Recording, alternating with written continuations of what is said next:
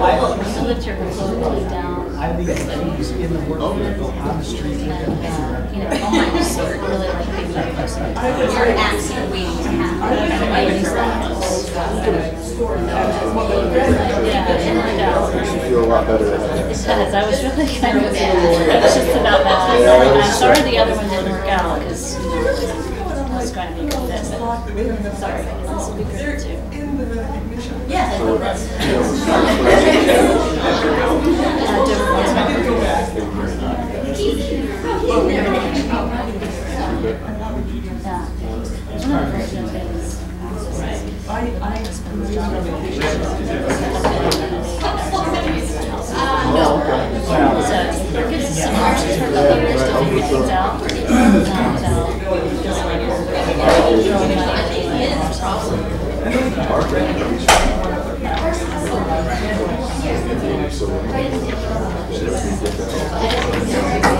We talked about just making an investment in a small house here using this housing loans out there.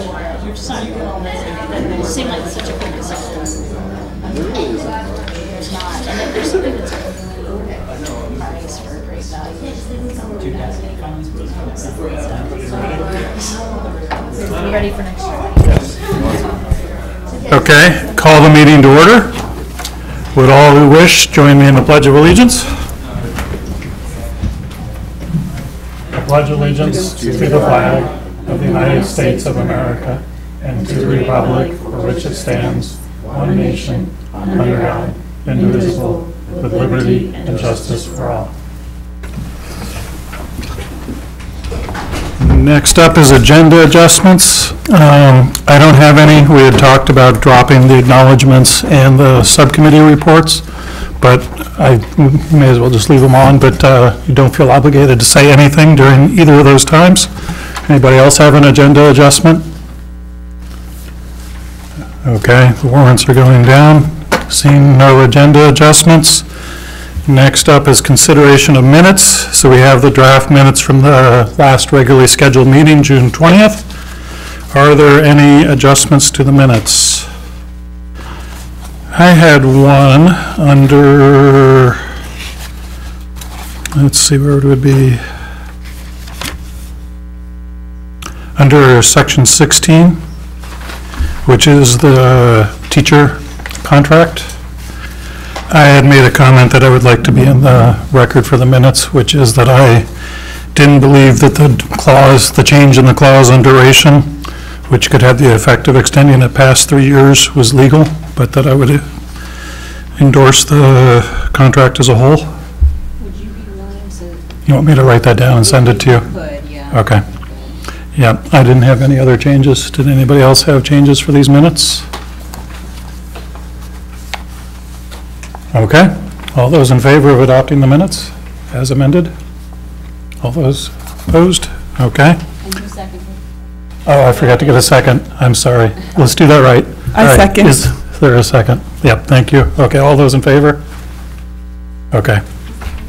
Thank you, Angie. Next up is warrants. So I would make a motion to approve. This is a long list tonight. There's 7 of them. I would make a motion to approve warrants 27, 27A, number 1. We're into the new fiscal year. The June main purse warrant, the payroll 27 warrant, the payroll 1 warrant, and the payroll 2 warrant. Is there a second? I second. Is there any discussion on the warrants? They should be circulating. Mark's got them now. Okay, all those in favor? Okay. Anybody want to do an acknowledgement? I guess I'll just acknowledge this is Meredith's first official meeting. Seems like she's been with us for a while, and she has, but this is her first one up at the dais, so.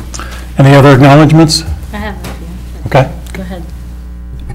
No, I was just going to acknowledge the work that our summer school staff is doing. Well, you know, we tend to forget that, but we do have staff in there working hard. Great. I would just like to acknowledge Sophie Wilson and Avi, who's providing tech support, and Sophie, who networked us with Avi to provide that while we're in transition. So thank you for helping us out with that. And also wanted to recognize a group of our teachers who presented at a conference recently. A group of our special education staff and Sharon Brady presented at the MadSAC conference in June in Bar Harbor. Those teachers and individuals were Megan Dreyer, Maddie Miller, Amy Nielsen, Karen Fry, Jill Conley, Danielle Pelletier, and Tracy DeShane. So kudos to them for going out and kind of spreading what they have learned and gotten excited about around UDL. And it was very well received at the conference. So I want to acknowledge that. And it seems that the accolades for some of our athletes just keep rolling in over the summer. I don't know if you all have been privy to some of the emails that we've received from Mike Archer, but I think it's been since we last met that that Don Joseph was named. I want to get it right, so I'm going to make sure I find the right page. That John Joseph was named USA Today Maine Coach of the Year, and that Jackson. I want to make sure I'm saying this right. Jackson Coots has received several accolades, including the USA Today All-Maine First Team and Mr. Baseball at the All-Star Game at Colby College.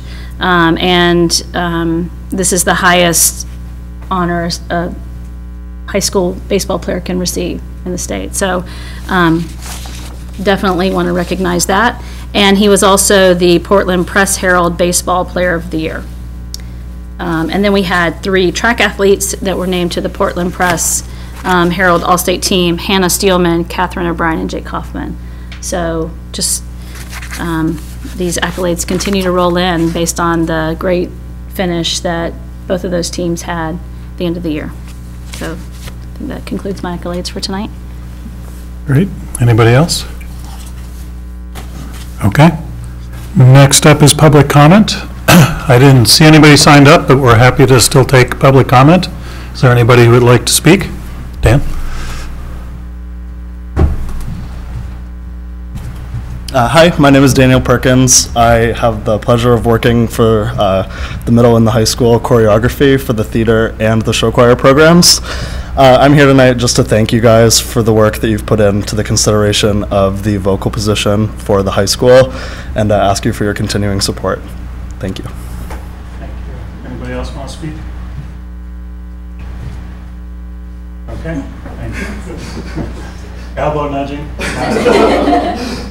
Okay. They're micro, they're okay. Thanks. So next up, we have presentations. We're going to shorten this section tonight since it's a special meeting, but we do have some superintendent updates. So I guess to begin with, I just want to acknowledge what Brian says.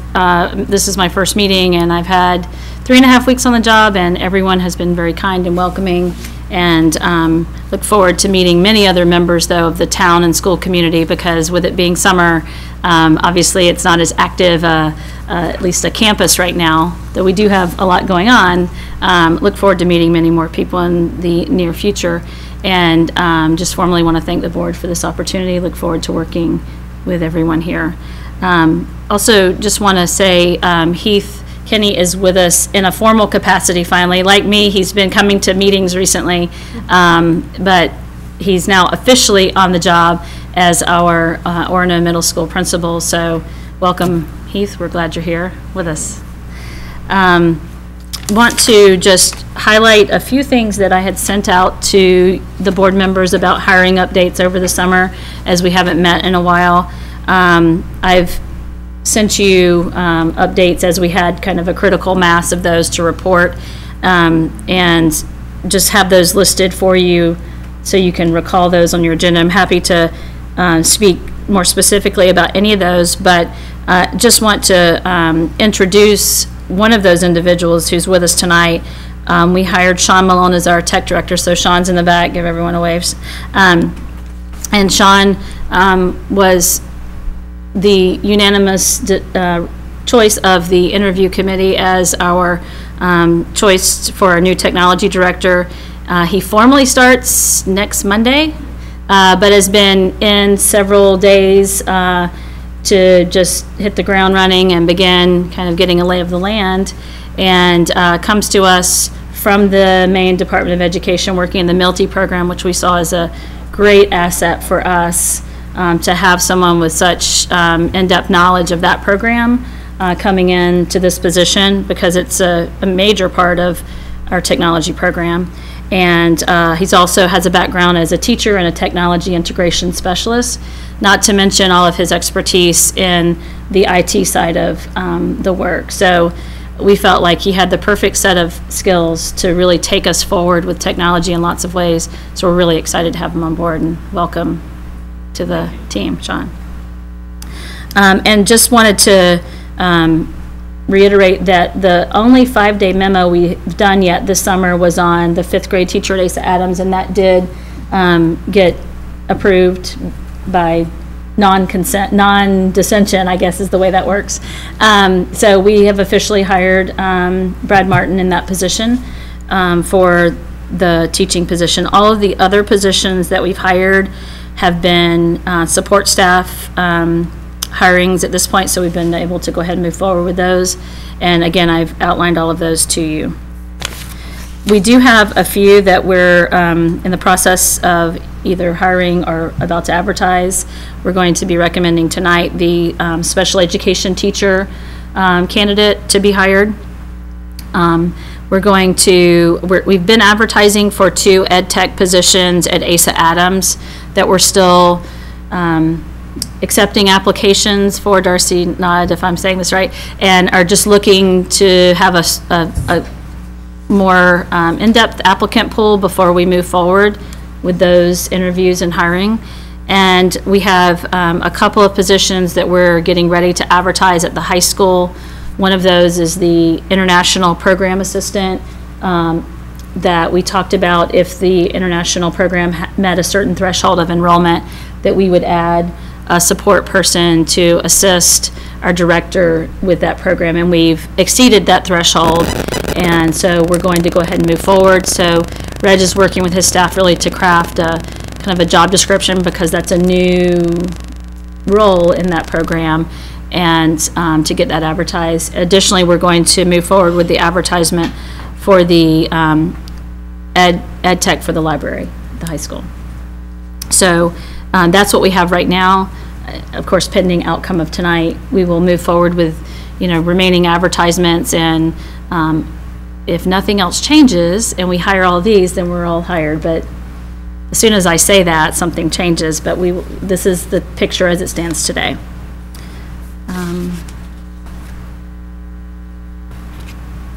The other thing I just wanted to update you regarding is the facility study proposal. This did go out in the Bangor Daily this past weekend. We have received a couple of calls so far, just asking some questions, some firms just wanting some additional information. We take that as a good sign to suggest that that was a great way to get exposure for this RFP that we're requesting. And we set a deadline of August 9th for those proposals, and hope to be able to review those and bring back some form of information to the August 15th meeting. Not sure what that will look like, and we can talk a little bit more about what you want in that.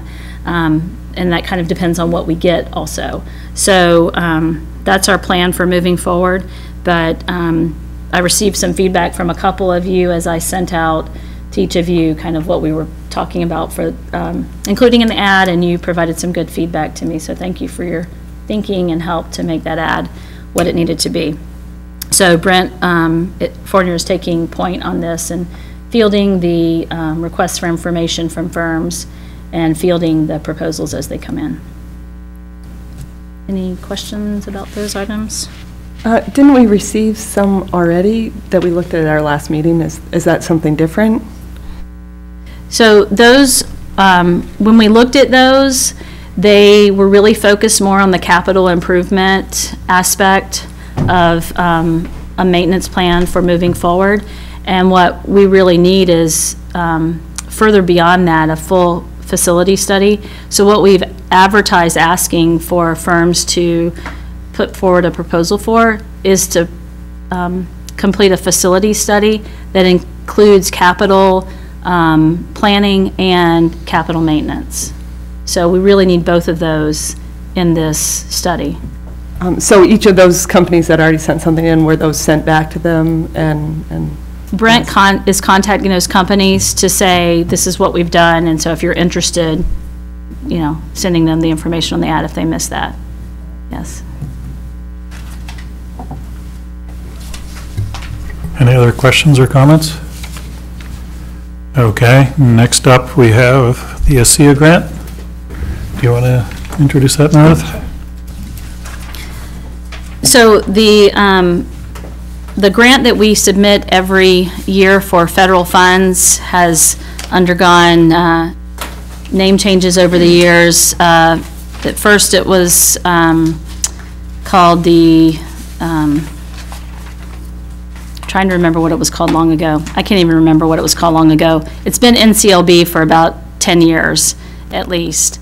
And then a couple of years ago it was reauthorized, and now it's called ESSA, the Elementary Secondary Education Act.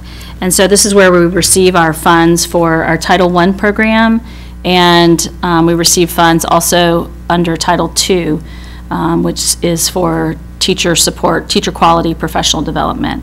One of the requirements of the grant is that we publicly share our plans for the use of this money and give the opportunity for the public to ask questions or provide any input for the grant. So just wanted to take a moment to share that with you all and the public tonight.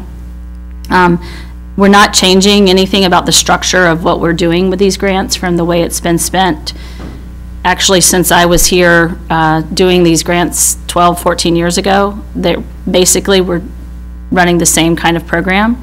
For Title I, it's a supplemental instruction program at Asa Adams that focuses on supplemental instruction for students in literacy and math, students who need additional instruction to help them access regular grade level curriculum and in their literacy and the math. And we do that either through educational technician support, and we also have a teacher who supports that program and supports reading recovery. So the Title I funds pay the salaries of those individuals, all of the ed tech salaries, and a portion of the Title I teacher / reading recovery teacher salary. And that really uses all of those funds, with the only exception being we have to set aside a small amount that's required for the McKinney-Vento students. And so we set aside an amount to serve those students' needs. If those, really in the past, if those can't be met in the local budget, we would turn to this kind of source to help help meet those needs. So the Title I funding is $116,932. So all but $500, which goes to McKinney-Vento, goes to pay the salaries of the Title I staff at Asa Adams. And that's not an unusual plan for the use of Title I funds. A lot of districts focus their funds at the elementary level with the obvious intention of trying to assist students early if they're showing that they need some assistance to catch up in literacy or math, to try to get them as close to grade level as we can as they leave elementary and head into the middle school. And if the funds were greater, we might think about doing something beyond that, but the funds over the years actually have decreased a bit, just the way the calculations work and what the funding levels at the federal government end up being. So that's our Title I goal, and our Title I plan, and how we use those funds. Can you tell me quickly what the McKinney-Vento program is? Sure, sorry, Okay. sorry. It's the kind of federal designation for homeless student services.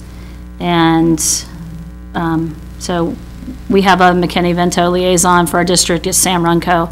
She's really the liaison for us with students who need support and fall under the McKinney-Vento kind of definition for accessing those services. Yes, great question, sorry. Any other questions about Title I or ideas, input? Did you have one, Brian? No. Okay. Title II is around teacher quality, as I said, And really, that just gives us a great additional source of funds to use in our professional development program. And in the past, we've used these funds to support teachers' attendance at conferences and workshops, or if we needed to bring in some expertise and pay for consultants or such to provide professional development internally, we could use these funds for that. Some years, and I'm including this in next year's, we're going to pay our prep partnership fee with this. That is a professional development partnership for us. So we can use these funds pretty flexibly around professional development. And although these have also declined over the years, it's still nice to have this amount. It's for $18,493.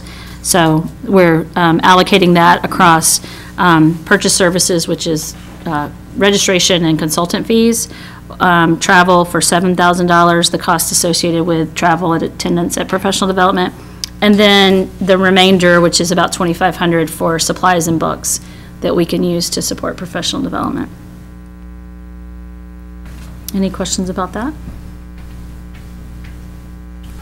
I had one. So these are like Title I, they're outside the general fund, just in terms of accounting? They are outside of the general fund, and we have to access them through a reimbursement program. So we have an approved plan on file, then we begin expending the funds, and then Lynn can file for reimbursements for these funds. Do you do it monthly, Lynn? Or bi-monthly, quarterly? And then they used to send us the money all up front, and we just spent it and sent them a report saying how we spent it, but that all changed several years back with a lot of these programs, like local entitlements, the same way. So it's a reimbursement program. Okay. And I assume that there's basically no fund balance or year-to-year carryover? There's a small carryover usually each year, and what we do is we continue it in just the existing projects. So this year, the carryover, I brought that, so in case you had that question, the carryover is in Title II. The carryover was about $3,000, and in Title I, the carryover was about $7,500, just a little under that. So we use those funds first as we begin expending money for the new fiscal year, and then we go into the next year funds. So okay. That's how it works. And I guess just one more question. This is kind of going to come up in the conversation later, but one of the things we're going to talk about under the budget is a math K-8 instructor, which could also do math recovery.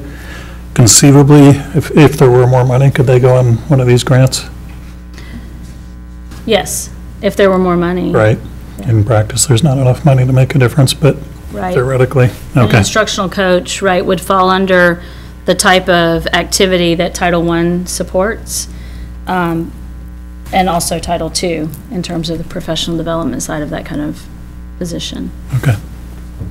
Anything else from anybody? Nope. Okay, next up, we have staff nominations. Guess we don't have the executive session written into the agenda, but we will do an executive session like we usually do briefly, but you want to start with a nomination? Sure. Sharon Brady has provided us with a candidate for the special education teacher at Asa Adams, and we have with us tonight Courtney Eastman. Courtney's being recommended to this position.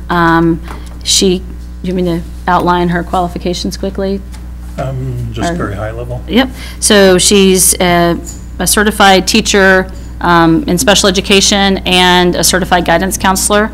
And she has worked for 22 years in special education, classroom teaching at Dexter and Belfast, and most recently has been in Searsport as a guidance counselor, and comes to us with experience in the kind of model that we have in place at Asa Adams, an inclusion model, and we felt like her set of experiences with classroom teaching and guidance counselor work would really be a good fit for where we're looking for a teacher in our behavioral program. Great. So at this point, I'll make a motion to go into executive session under 1 MRSA 405-6A. Is there a second? I second. Is there any discussion of the motion? All those in favor? Okay.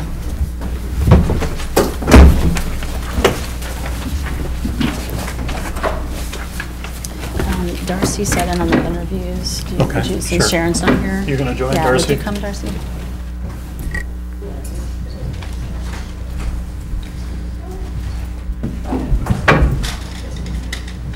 Yes. I mean, especially Sharon's not here, so you can.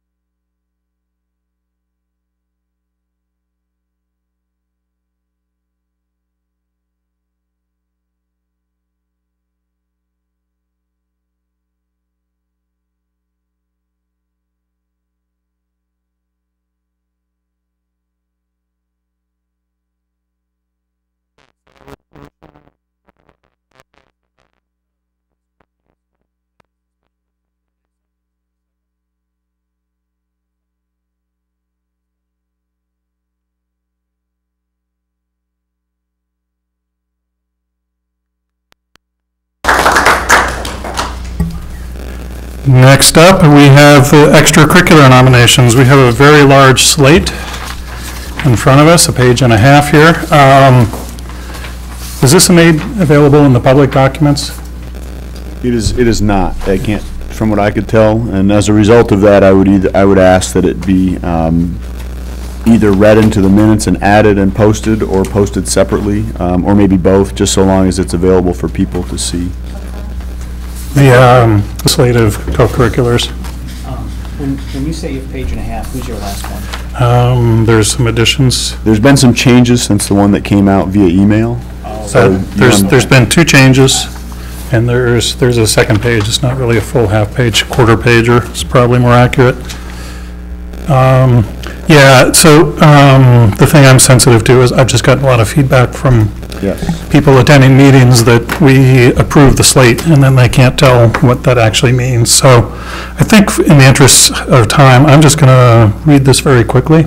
Does that meet I think that's great, as long as it too it's in the minutes or somewhere viewable online. Okay, so can I just clarify that? All right, so is that something that you guys want to have as public documents next time when you come to the meeting? Yes, please. Yep. I guess formally you make the nomination. Do you want to nominate? I'll go ahead and read, since I probably know more of the names than you do. Thank you. So you want to just go ahead and make the nomination and then I'll read it? Yes. I would like to put forward the listed nominations for co-curricular and extracurricular positions as presented on these lists, yes. Okay. So I would motion to approve the slate as nominated. Is there a second? Second. Okay, and I'm going to go ahead and read it so that people know what we're doing. Head football coach Bob Sinclair, assistant football coach Derek Sinclair, assistant football coach Jason Coleman, varsity boys soccer Waldo Caballero, varsity girls soccer Sid Dijak, JV girls soccer Alan Smith, JV boys soccer Isaac Caballero, varsity field hockey Brianna Tochi, head cross country Lynn White, assistant cross country Jeff Owen, gaming club Griff Kellogg, art club, these are all at the high school, Jessica Barnes, newspaper Erica Dixon. Switching now to the middle school, boys soccer A, Chad Kirkpatrick, girls soccer A, Leslie Winchester, girls soccer B, Ivy Wallace, cross country, Chris Libby, boys A team basketball is Michael Sakaby, girls B team basketball is Tracy DeShane, middle school cheering, Jill Connolly, boys baseball A is David Hamill, baseball B, Steve Van Dolman, girls softball A, Chad Kirkpatrick, softball B, Tracy DeShane, middle school track, Miguel Caballero, middle school track, Chris Gray, middle school student council, Gray and Hart, Chris Gray, Amy Hart, junior high school math team, Tracy DeShane, junior middle school newspaper, Jessica Archer, middle school chess club, Ryan Tripp, middle school yearbook, Molly Dalton, fall drama at the middle school, Grace Livingston, spring drama at the middle school, Grace Livingston, show choir at the middle school, Daniel Perkins, who's here, show choir music director at the middle school, Terry Henry, outing club, Chad Kirkpatrick, art club at the middle school, Julie Anthony, RTI coordinator, middle school, Jessica Archer, assistant principal, Peter Buhner, ed tech authorization at OMS, Tina Thibodeau, homework all, Tina Thibodeau, technology leader, Deb Bishop, OMS governance, Peter Buhner, intramurals at the middle school, Chad Kirkpatrick, AM intramurals at the middle school, Chad Kirkpatrick, and the additions would be middle school boys soccer B team, Kristen Espling, middle school softball A team, Chad Kirkpatrick, OMS jazz band, Jen Nash, middle school field hockey, Caitlin Steiniest, middle school girls A team, Chad Kirkpatrick. Basketball. Yeah, A team basketball, B team basketball, middle school, Margaret Idiot, director of band, Jen Nash, high school jazz band, Jen Nash, middle school, high school substitute calling, Becky Cash. So that's the slate. Are there any comments or discussion? I'll just add that there are a couple of new ones that I'm not going to, tackle the issue now, but we had had conversations during the budget season about stipend positions and process around that. Meredith and I have already spoke, so going forward, we're going to try and come up with a recognized master list everybody can put their finger on about stipend positions, and that way we can have a clear idea of what's actually new positions and have discussions before authorizing those expenses going forward. But for tonight, I'm going to recommend we just adopt the slate as presented. Any other thoughts or comments? Can we make sure that we get basketball added if we're going to have this as a public document? It's added it's in the one that's in your packet. It just doesn't say basketball. It just says A and B, but it's basketball. It's on there. It just doesn't specify. Yeah, it's on there, but I just want to add the word basketball if we're basketball. going to make this a public document so people actually know what A team and B team of what. Yeah. Half of Orno probably already knows, but we should be transparent to the other half too. Most of these are reappointments, but, yep. Anything else? Any other comments? Okay, we've already motioned and seconded. All those in favor? All those opposed? I was waiting for the comment. All right, next up, we have credit cards. There's two things going on here. One is there's a vendor change, which doesn't necessarily require board approval, but it's probably not a bad idea. The other thing is we recently, last year, adopted policy DJ on purchasing, and one of the changes or additions to that policy was an authorization. Any employee who's going to have a credit card needs an authorization from the board. In other words, it's a board approval to create credit cards and liabilities for the district. The recommendation coming forward, I think you all saw the email from Lynn, but the recommendation coming forward is that we change to Bangor Savings as our credit card vendor, correct, Lynn? And that currently one credit card is issued, which is to Mackenzie, who's the international student coordinator, because she's frequently traveling in other countries. And the recommended addition is to have the superintendent, Meredith Higgins, also having a credit card, although in many ways that would be a district credit card. She was describing to me a situation today where an employee is traveling on authorized business to Boston, and they're having to put the hotels aren't taking purchase orders, and so they're having to put the hotels on personal credit cards. So this would give us the flexibility to do something like that in the future. So I think the part that needs a formal board approval is to authorize credit issuing from Bangor Savings to Mackenzie. I'm blanking on her new name, married name. Hanson, yep, that's it. And to Meredith Higgins. Is there a second? I'll second. Okay, is there any discussion?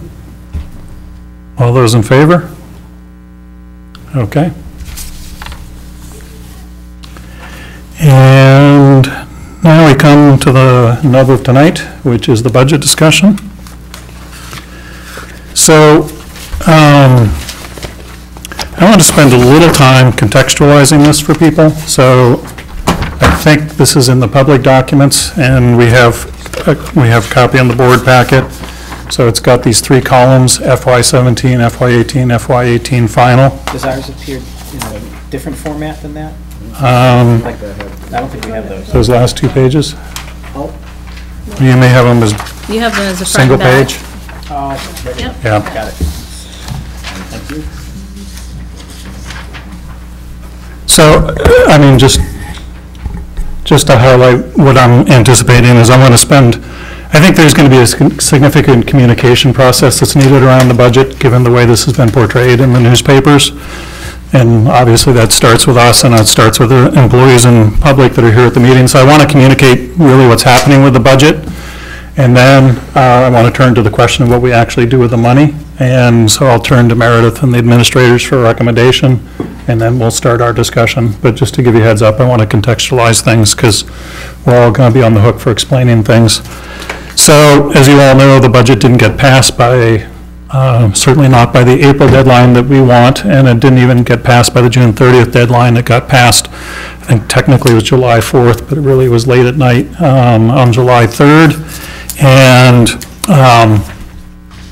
one of the things that all the newspapers printed about it is there's a massive new investment in education, $48 million this year and $113.6 million next year, which sounds really good. but I just want to walk through what that actually means. So, top left column, this is the ED 279. For those of you who don't know the lingo, ED 279 is the form that the state provides to every district that describes the amount of money that the state is going to give to the town, the amount of money that the state has to tax their town taxpayers. It's basically setting a minimum threshold for educational funding. So what I did is some of these components are already broken out in the ED 279. Everybody just looks at the bottom line, but I broke out the components. And the other thing I did is nobody breaks out the change in the EPS funding rate, the dollars per student and the number of students. So I took the time to break that out. So I basically took the 2000 FY18 ED 279s and ran them with the 2000 FY17 number of students, so we can separate changes in rate from changes in number of students. So FY17, we have a basic number. I forget the exact amount. I think it's $7,125 per student that the state says we have to spend. And you multiply that out by the number of students, and you get that first number, 4,263 million, sorry. Obviously, relative to the FY17 students, we didn't have more students in FY17. There's another section of the EPS which is called targeted funding. This mostly goes to disadvantaged students, which I think is based on free and reduced lunch enrollments, and also English language learning students, and it has very tiny amounts that are targeted towards assessment, i.e. paying us to do the testing that we have to do, and towards technology. And there's a little bit of special money for K2 focus. So that's what the targeted category. It's mostly extra money for disadvantaged and ELL students. Okay, so that was an extra about 10%, 462,000. Then SPED and Gifted and Talented, or Chapter 104. Those are direct payments from the state. They don't go into the basic EPS calculation. That's not part of the per student rate. We got 1.7 million, 1.77 million in FY17. Most of that's SPED. A little over 100,000 of that is the Chapter 104 Gifted and Talented. And these are direct pays by the state. We're required by law to provide certain services, and they're required by law to pay for them. And then we get some subsidies from the state for transportation. They have a formula for that, and for adult ed. And this is a new thing, the PERS, so the Public Employee Retirement System. Until about 3 years ago, the state was paying the retirement contributions for all of the state employees, including teachers. About 3 years ago, to not put any, to be very candid about it, they looked at it and realized, like many public retirement systems in other states in this country, they're underfunded. They're about to blow up and start to get very expensive to keep funding. They haven't been paying the rate they should as they go, and they decided that this would be a good thing to give to the districts to pay instead of having the state pay it. And so they now pay only half of the contribution to the teacher retirement fund, and the district pays half of the contribution to the teacher retirement fund. So this is the reimbursement from the state for the half that the state is still paying. There's another half that we're paying, and that's brand new. This has been one of the single biggest changes in the RSU budget over the last 4 or 5 years. We used to have $0 in that number, and now we have 208,000. Well, we actually have 416,000, but half of it comes back from the state. But 208,000 that never used to have to come out of our pockets, whether it's taxpayer funds or whatever, is now having to come out of our pocket. Okay, so then we got an ED 279, I believe it was in February this year.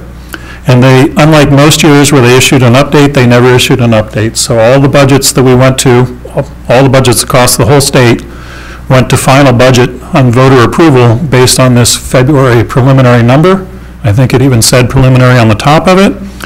And if you look at this, what you'll notice is that that preliminary proposal, it was basically it came from the governor because the legislature had not set numbers. So this contains a very substantial decrease to funding to education. In particular, the core per student funding would decline by $140,000. We had an increase in our bottom line because we had 13 more students, so roughly 13 times $7,000. By the way, that That number represents a decline from 7,125 per student to 7,026. So it's 100 per student. That's a $100 per student cut that was in the CD 279 that our budgets were built on. We did get additional funds though, because we had 13 more students. The targeted went up very slightly, went up by 14,000, so there was a slight shift towards funding for disadvantaged and ELL students. As happens every year in this district, our SPED, direct funding, that's tied funding, we can't spend it elsewhere, went up by about 150,000. That happens typically in this district. We have a very strong SPED program, and we have a lot of students moving into the district specifically for SPED, so that number usually does go up. The transportation and adult numbers went down by a tiny amount, basically status quo. And here's a number that should scare us a lot. The PERS contribution from the state went up by 50,000, which means the total PERS contribution went up by 100,000. That's a 25% increase in required contribution towards retirement in a single year. And we're on the hook for half of that for every year going forward until the state changes the law again. That's a number that, I mean, they knew what they were doing when they handed it to us. They knew it was about to blow up, and 25% increase in 1 year I would call blowing up. So this looks like extra money. We got 50,000 more, but that's actually only half of the extra money we had to pay towards the contribution, right? We were paying 416,000 last year, and we have to pay 506,000 this year, which is 100,000 more, and the state only gave us half of that increase.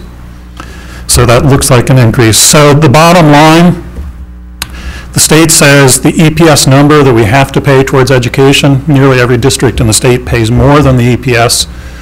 They raise additional money through tuition and through additional taxes. But if we were to do the absolute bare minimum of state legal education, we would spend $7,176,000 according to the numbers last year. And that looks like an increase of 150,000.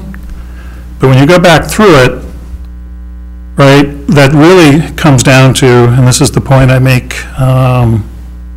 in number 4 in the summary, that $150,000 increase is really a $90,000 increase because we have more students. It is a $150,000 increase in SPED, which is an actual cost that we're increasing, but it's really separate money and it's mandated money. And it's a $50,000 increase towards the PERS, which is really actually a $50,000 decrease. So when you look at the actual contribution, the net was a $140,000 decrease in basic funding and then a $14,000 increase in targeted funding. So a net of about a $124,000 decrease. So that's what we based our budget on. It came out in February. Okay, now I kind of belabored that because there's a couple things that happened in that, but now the $48 million in extra investment from the state towards education, all that really did is undo the budget cut that was proposed but never discussed by the legislature. So if you look over here at the final, FY18 final, this is the one they gave us in July. You can see there's still a cut in the basic EPS funding per student. Actually, that 7,026 number I gave you is the final number. I forget, the preliminary number was in the 6,900s, so it came back up to 7,026, but that's still down from 7,125.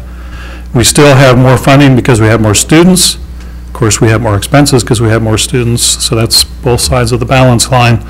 The targeted did go up significantly. It's almost 60,000. This was one of the promised things that did in fact happen, is there's much increased funding for disadvantaged students. If you look around the state, a number of districts actually had to decline their EPS number, even with 48 million extra investment in education, their EPS number was less than last year. And that's because they didn't get this disadvantaged student increase in the targeted funding. They just got the cut in basic EPS funding. I think there's only 10 states or 15, actually, I don't know the number, but there's not a large number of districts that actually saw a net increase in the EPS funding. So that's the real bottom line I wanted to highlight, is you're reading in the newspapers that we got 48 million more in education, but that 48 million more is relative to the baseline of Governor LePage's original proposal that had a huge budget cut. And the net, if you compare FY18 to FY17, taking out the PERS and the SPED and the increased number of students, the net is we're up $20,000.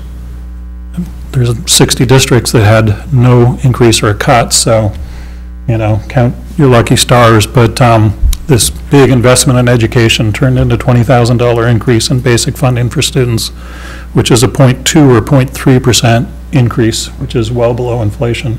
So in real dollars, that $48 million increase is actually a decline in real funding for the schools for this year. So I think that's an important thing we're all going to have to help communicate, because as we're sitting here making very hard choices, and probably some mix of, when we're said and done, still raising taxes and not really adding services that we need in the schools and that have growing students, that's the reality of what's going on, and I think we have to help communicate that, because the state is, that's not the message that came out. The message that came out is 48 million additional in FY18, but what that really, that 48 million is an addition, is over the baseline that was a giant cut. So the net effect is really not much effect. It's really the same as last year, and in fact, it's less than an inflation increase over last year. So we're going to have to make sure that we help people understand that and communicate that.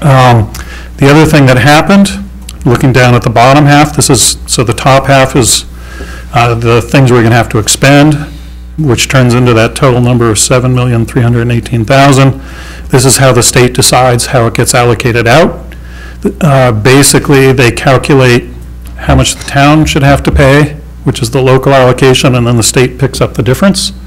And a rich town, say some of the southern Maine small towns that have very high property values, that number could conceivably be as high as the 7.3 million, and the state wouldn't pick up anything. Or a town that's poorer than us, that number would be smaller and the state would pick up a larger amount. So this is the equalization across districts. But the thing they did that's kind of funny, and Meredith and I have been going around and around about what this means and how it applies legally, because it wasn't in the law that the budget passed, is they reduced this required local allocation for the state by 40,000. So they shifted 40,000 from local. So they increased our required funding by 140,000, but they also shifted 40,000 from the town to the state.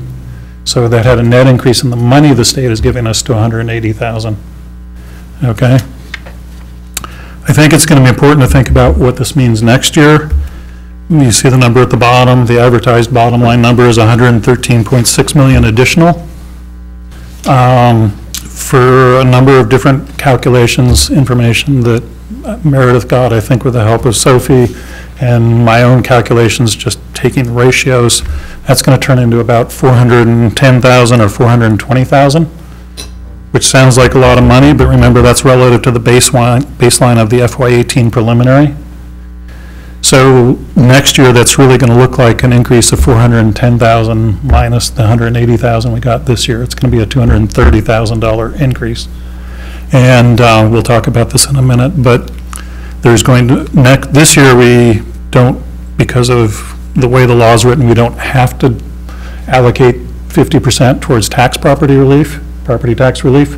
I'm certain next year we're going to have to allocate half towards property tax relief. So you remember the baseline that 430,000 is relative to, it's really going to be a $230,000 increase over this year. Half of that's going to go to property taxes, which is 125,000. And it, you know, when you look at a $125,000 increase on a $14 million budget, you're talking 1%. It's a below inflation increase that's coming next year as well. And the purse is going to go up. So anybody who's looking at this and thinking, well, next year is going to be different, it's not. All right, I know that was kind of lengthy, but I think we need to make sure that people understand what's actually happening on the budget. Any questions on that before I switch to what's really happening tonight? Okay, so the back side of this, you have the left column, which is the budget that was voted on. Then you have the middle column, which is the new ED 279 they gave us, and you have the changes. So you really see the numbers that I had given you previously. The state government now says we should be funded 140,000 more than we were, and they also picked up 40,000 from the town. So the net is they gave us $180,000. Okay? Under the law, under normal conditions, half of that is supposed to go to property taxes property tax relief, so that would be 90,900. Sorry, that would be 91,500, half of that 182,000. They already kind of took care of 40,000 of that, so we would be needing to put another 50,000 of that 180,000 towards property taxes. So we would have 91,000 to spend, 91,000 towards property tax relief. However, they recognized the fact that a lot of towns had taken advantage of something they set up 4 years ago, because they didn't get the budget done on time, that we could have a vote about how to spend the extra money from the state, and they didn't want to undo that after the votes had already occurred. So we are in what the state guidance calls scenario 2. We have a warrant article approved by the town that says in that warrant article, authorize the board to decide how to spend the money. So we are in the position where we're not bound by that 50% rule this year. We could, in theory, not spend half on property tax relief. We could spend up to 140,000 on expenses and the 40,000 on property tax relief. Meredith and I had a discussion this afternoon about whether we could, in theory, if we wanted, spend that 40,000 on expenses instead of property tax relief. And the answer is we couldn't agree. We would have to consult a lawyer to find out. I think we're probably not going to end up in that scenario, so we'll wait until we're in that scenario before we consult a lawyer again. But the law was written in a very rushed fashion, and it's an incredibly vague, poorly written law, and the guidance is not, the first word of the guidance is you should consult, from the Department of Education, is you should consult your own lawyer. So this is a really helpful world we're living in. Yeah. So if we end up going there, we're going to have to talk to a lawyer before we spend that last 40,000. But the thing that we're all clear on is we could legally spend up to 140,000. And the places that can go into property tax relief. Remember, 40,000 has already gone into property tax relief, but of the 140,000 that's completely at the board's discretion, thanks to the warrant article, we could spend it on property tax relief. We could put it into undesignated funds, basically carry over into next year, or we could put it into actual expenses. And you guys have a board motion in that format. So those are the big three categories. We could put into property tax relief, we could put it in the bank for next year, or we could spend it on expenses this year. So those are the three things we can do. Any question about the financial picture? So if I'm following part of what you said, not even that this year, but for next year, it sounds like the two of you and maybe Sophie as well, I don't know, have received some kind of assurance from the state that next year it's going to be a much cleaner 50% of whatever number we give you has to go to tax relief? We have gotten, no, well, the Department of Education, right after they said, consult your own lawyer, they said we have no guidance for next year. Okay. But my reading of the law, and correct me if you have a different reading, Meredith or Sophie, but my reading of the law is under the current allocation numbers, it's going to be about 420,000 relative to the baseline of the preliminary ED 279, which had a big cut. So it's really 230,000 over the current year. And yes, from my reading of the law, I can't imagine that it wouldn't be 50% of that is also going to go to tax. That's what the law looks like it says to me right now. And that's also keeping in mind that there's likely to be, well, first of all, there's going to be elections. Or no, there won't be elections this fall. So it'll be the same legislature, but there will be almost certainly some need for a supplemental in there. Yeah, well, that's the other thing, is I can say the $420,000 number, but the legislature can change that in any direction they want. We have nothing firm in any way, shape, or form for next year. No commitment. I mean, Governor LePage is already on record in the newspapers as saying the $160 million that we did invest in education was a waste of money. Right, and that there's going to be a cost for that. Yeah, and so, yeah, we don't know what's going to happen next year. I was a little surprised at that. I must have just missed kind of heard that. Surprised that we know that. I mean, that's the number you can get out of, assuming we get the same share, but they can change anything they want through the special session of the legislature. But, yeah, best guess scenario is 230,000 additional with 50% going to tax relief, but it could be anything. Any other questions on the financial? All right, so now we have to decide. We have 140,000, maybe 180,000, but let's just call it 140,000 and keep it simple, unless we're inching in that direction. We have 140,000 that we can put into property tax relief, undesignated fund, or expenses. So now I would like to turn to our administrators, starting with Meredith, about, I know they've met to discuss the spending. I know the board set a priority list, which you see at the bottom here, but the administration has met, and actually 2 of the people are new since we set our budget, so I would like to start by getting the recommendation from the administration about the expenses. Sure. We met last week really to discuss this, to be prepared to give some recommendation to the board in light of the new information that came out about what the financial picture was actually going to end up looking like, and to be to just follow what Brian said. I mean, at best, the guidance has been very murky, and all along we actually had to seek legal help to interpret what the Department of Education guidance actually meant for us. So, you know, even with that, though, we were left with some areas where we still couldn't kind of see clearly what all the different nuances were. So this was a very, it seemed like it was a rushed process that ended up not having clarity. So definitely acknowledge that that is our perspective as well.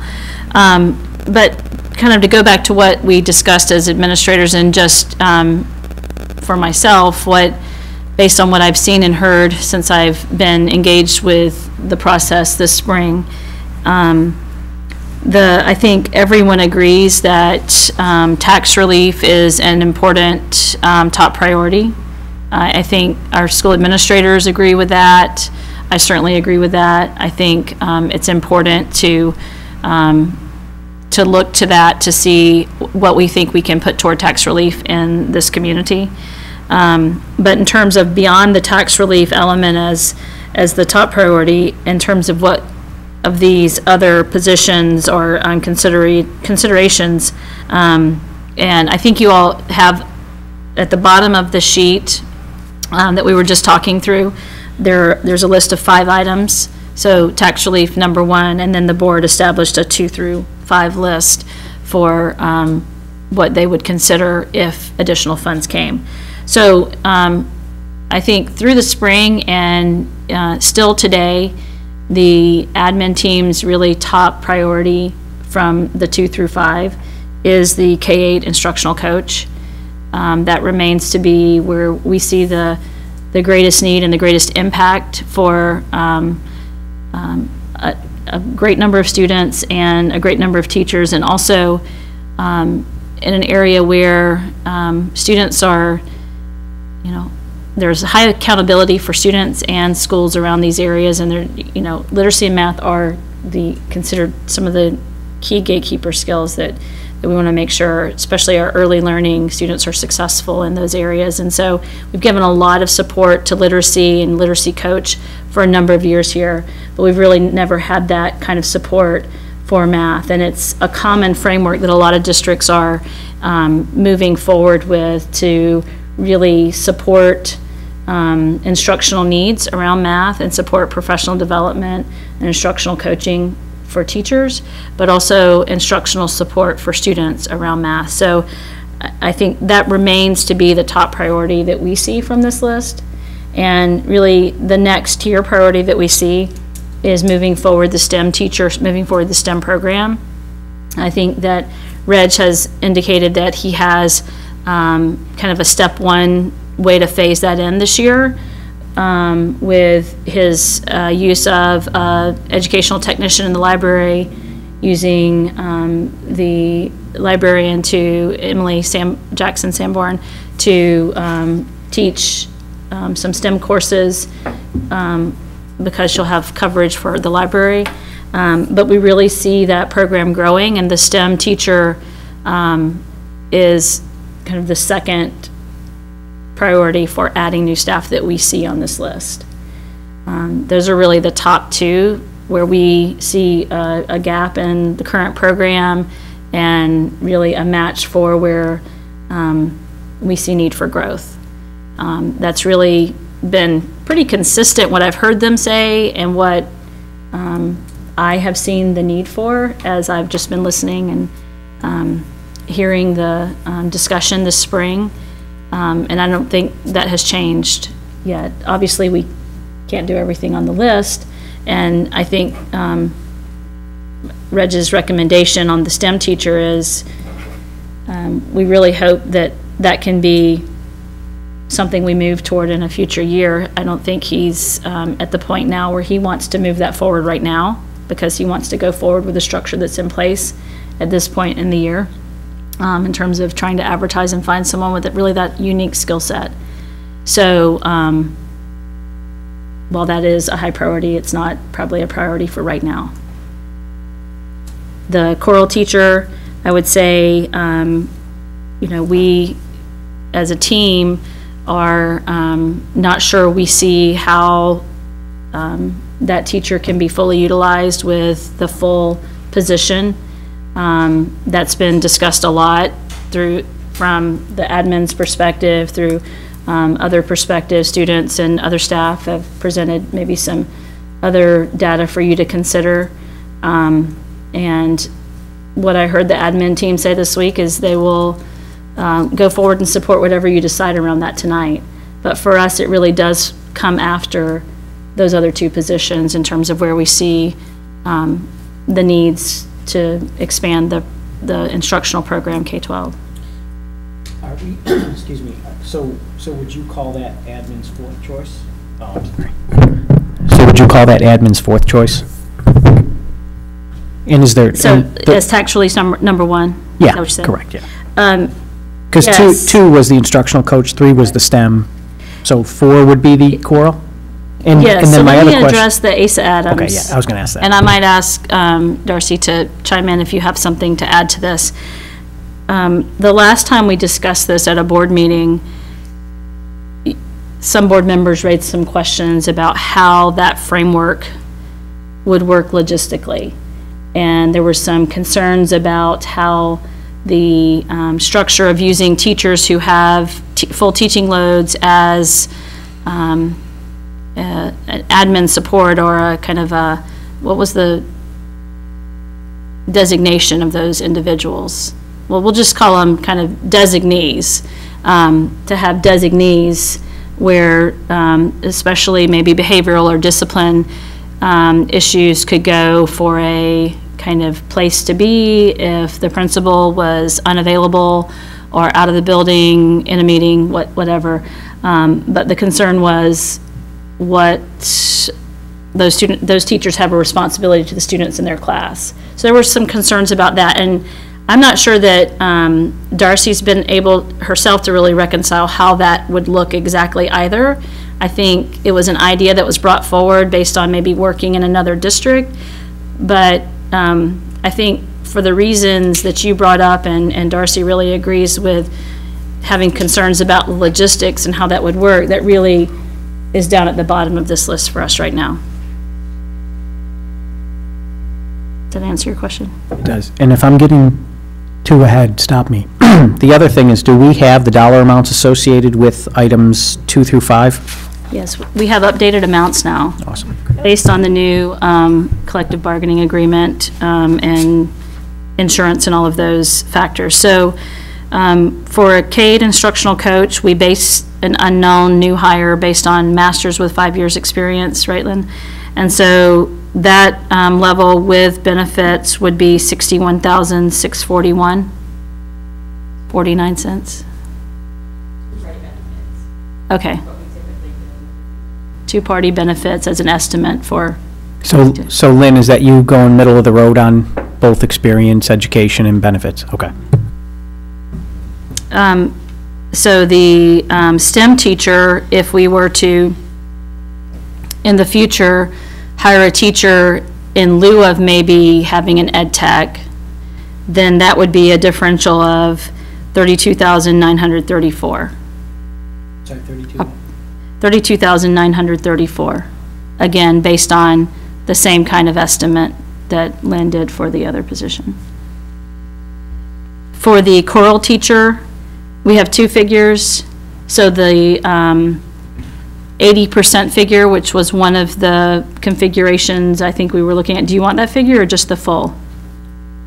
I think we got a pretty clear recommendation from the administrators that they'd rather have the full than the 80%, so I would be fine with just, Okay, yes, that is what we talked about, that it's really, having 80% maybe complicates things. So the full-time, the additional expenditure for our budget would be $47,464.62.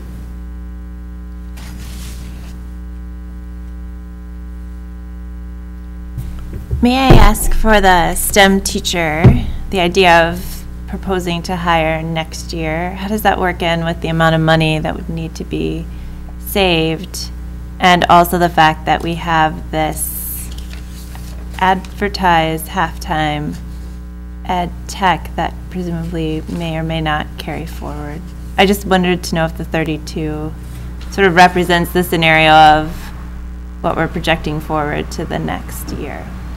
So the 32 would represent, after this coming year, moving those ed tech, the allocation for the ed tech into the instructional STEM teacher position instead. So the ed tech position right now is really 1 year, we're going this route. We see it as a transition year with the hope that we can move into a full STEM teacher position the next year. And that 32,000 number would be what we would need additional beyond what's in this year's budget to accomplish that.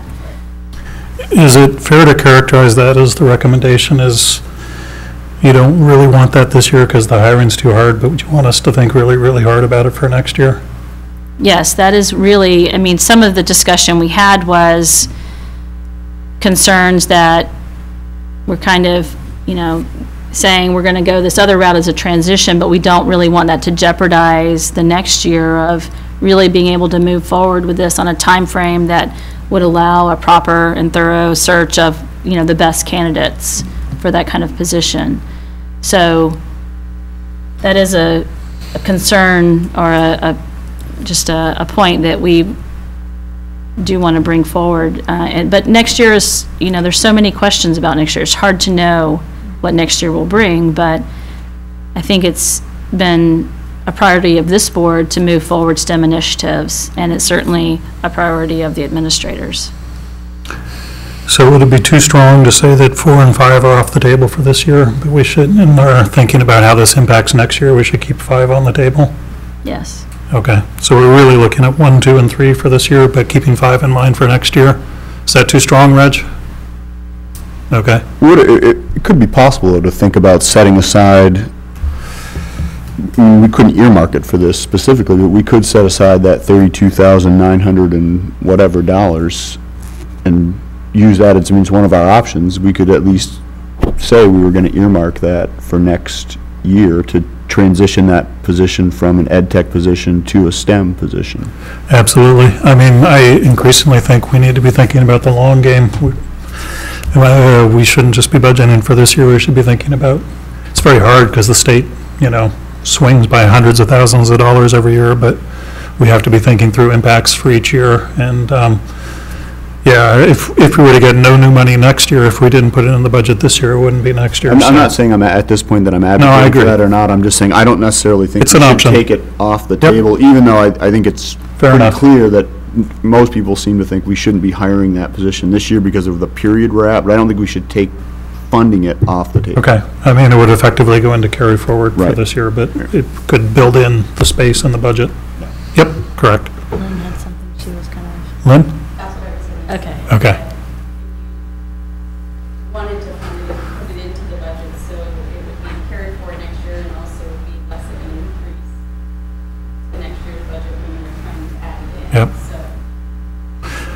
All right, so I'm going to try and boil this down. We have 4 buckets. Tax relief. Can we quickly talk about tax relief? I can't remember now how much. What our goal was and how much we actually had raised it before. I know here we have like minus 0.1, but what was the increase? So we had two numbers. 0.86 is our actual impact on the mill rate this year. 0.69 was based on new spending. And that gap in between, which would be, what, 0.17, is a little complicated. I think I a little bit misrepresented that in the specifics, in that it will be an impact on the mill rate tax bill this year, but it is directly attributable to increases in people's property values. It's just that there's a lag between the property value that we use to calculate the mill rate and the property values that are on the ED 279, which are an average of the 3 previous years. So it's kind of, I had said it was due to the increase in people's property values, which is true, but it's a deferred increase, so it will look like a mill rate increase this year. But it is also very directly, if you go through the 279, attributable to people's properties increasing in 2014, 2015, and 2016. So, you can take those two numbers how you will. I personally have argued that we can't, in a world where we're not even getting inflation level increases in funding, we can't be protecting people from property value increases. But those are the two numbers, 0.86 and 0.69. I should stress that those are both based on approximate property valuations, which are not finalized yet. But those are probably as good numbers to work with as anything, 0.69 and 0.86. And we had talked about ideally, I think one person, it wasn't a formal board decision, had wanted to get that down to 0.5, but that's a number that had been thrown out there. So that's where we stand on property tax relief. So a 0.19 mil drop would take one version of getting us down to 0.5, a 0.36 mil drop would do another version that's getting us down to 0.5. 0.5 is an arbitrary number. I think the town, was it you said about 0.46 is what the town's looking at? So you can have any target you want. I mean, my ideal target for property tax relief would be 0 increase. We don't even literally have enough money to do that, but those are the kinds of numbers. And if you want to convert mills to dollars, multiply the mill rate by 444,000. So 1 mil is a $444,000. So pull up a calculator here quickly. 440,000? 444,000 is the most recent number. So if you want to, 0.1, you can take 0.19 times that 444,000. Am I misrepresenting anything, Sophie? Okay.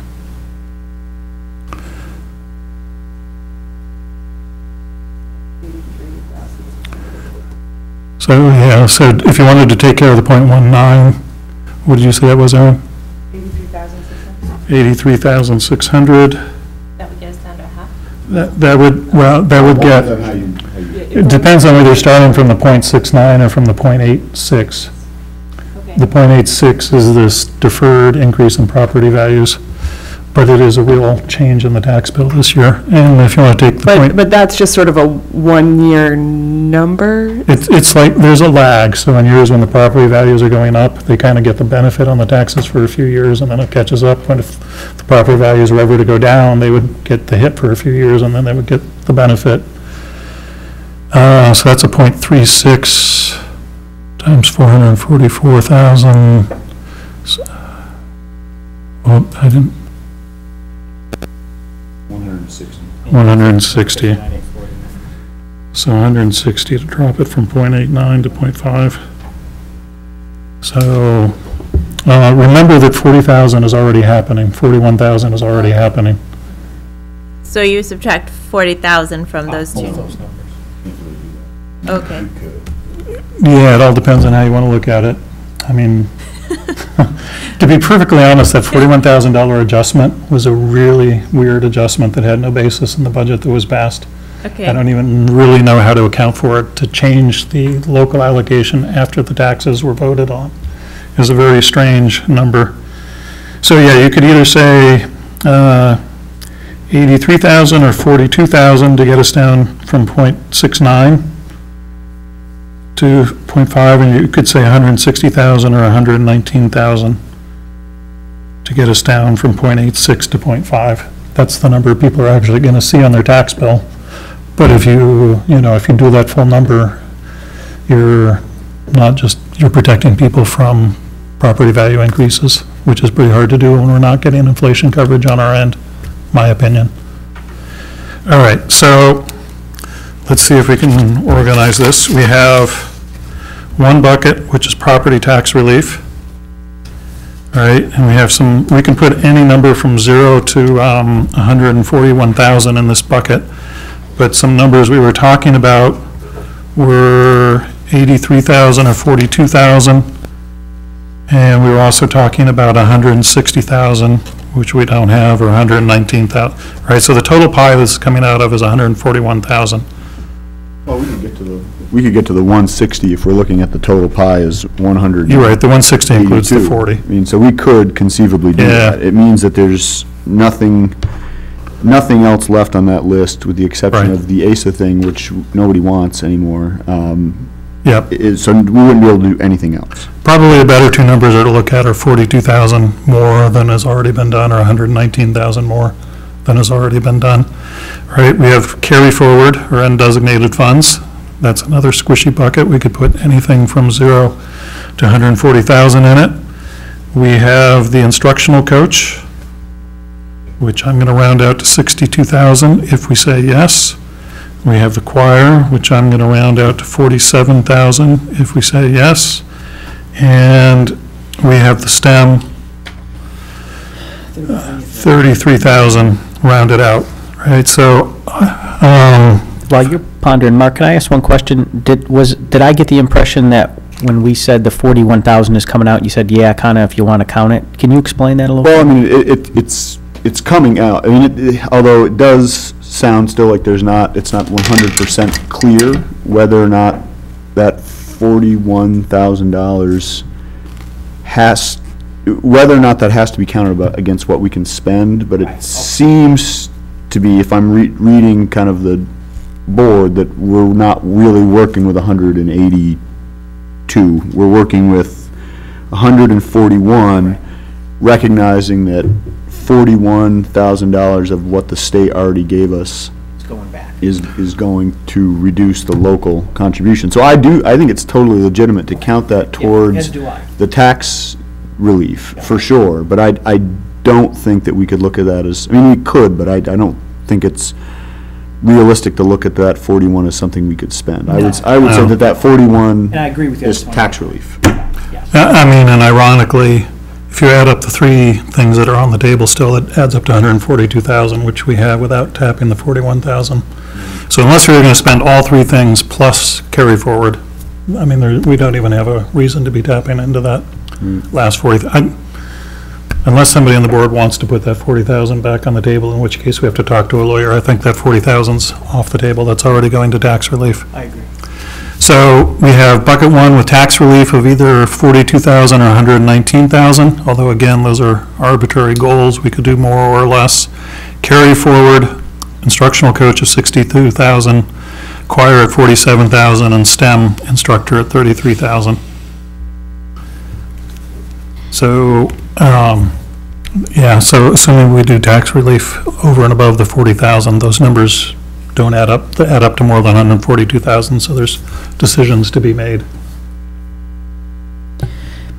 Can we maybe, and maybe I'm getting too far out of myself, can we all agree that we all want to do tax relief, and we obviously aren't going to put, my assumption is we're not putting everything towards tax relief. We're going to try to do some of the things on this list, and it seems like the second priority beyond tax relief, both on the part of the board and on the part of the administration, was the K-8 instructional coach.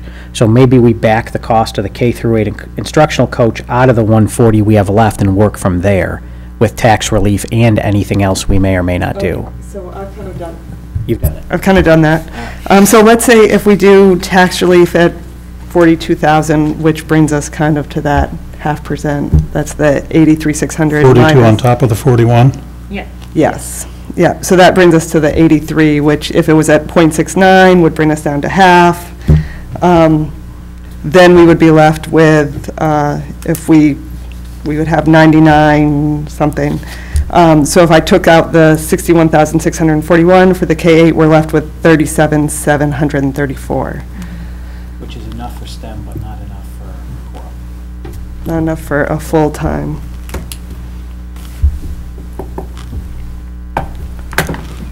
Right.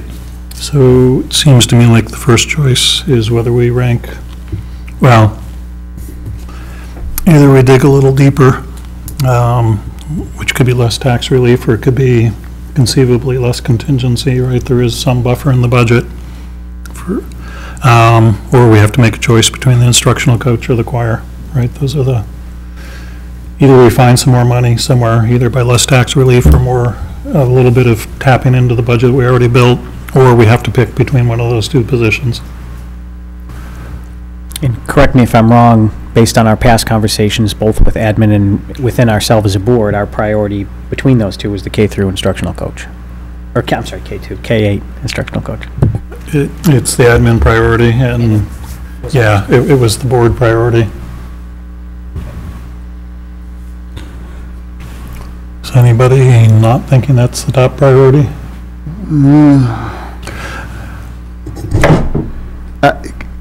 Can I just get I know that we talked about this before, but can I just get a kind of a summary of what specifically we're going to get for that position? I think one of the problems with it is the word coach. Right. Right, we're paying somebody with a master's degree to have a coach, so maybe that's not a good word. Could you expand on what they're actually going to do? So really, the position would have, I think, two major realms of responsibility.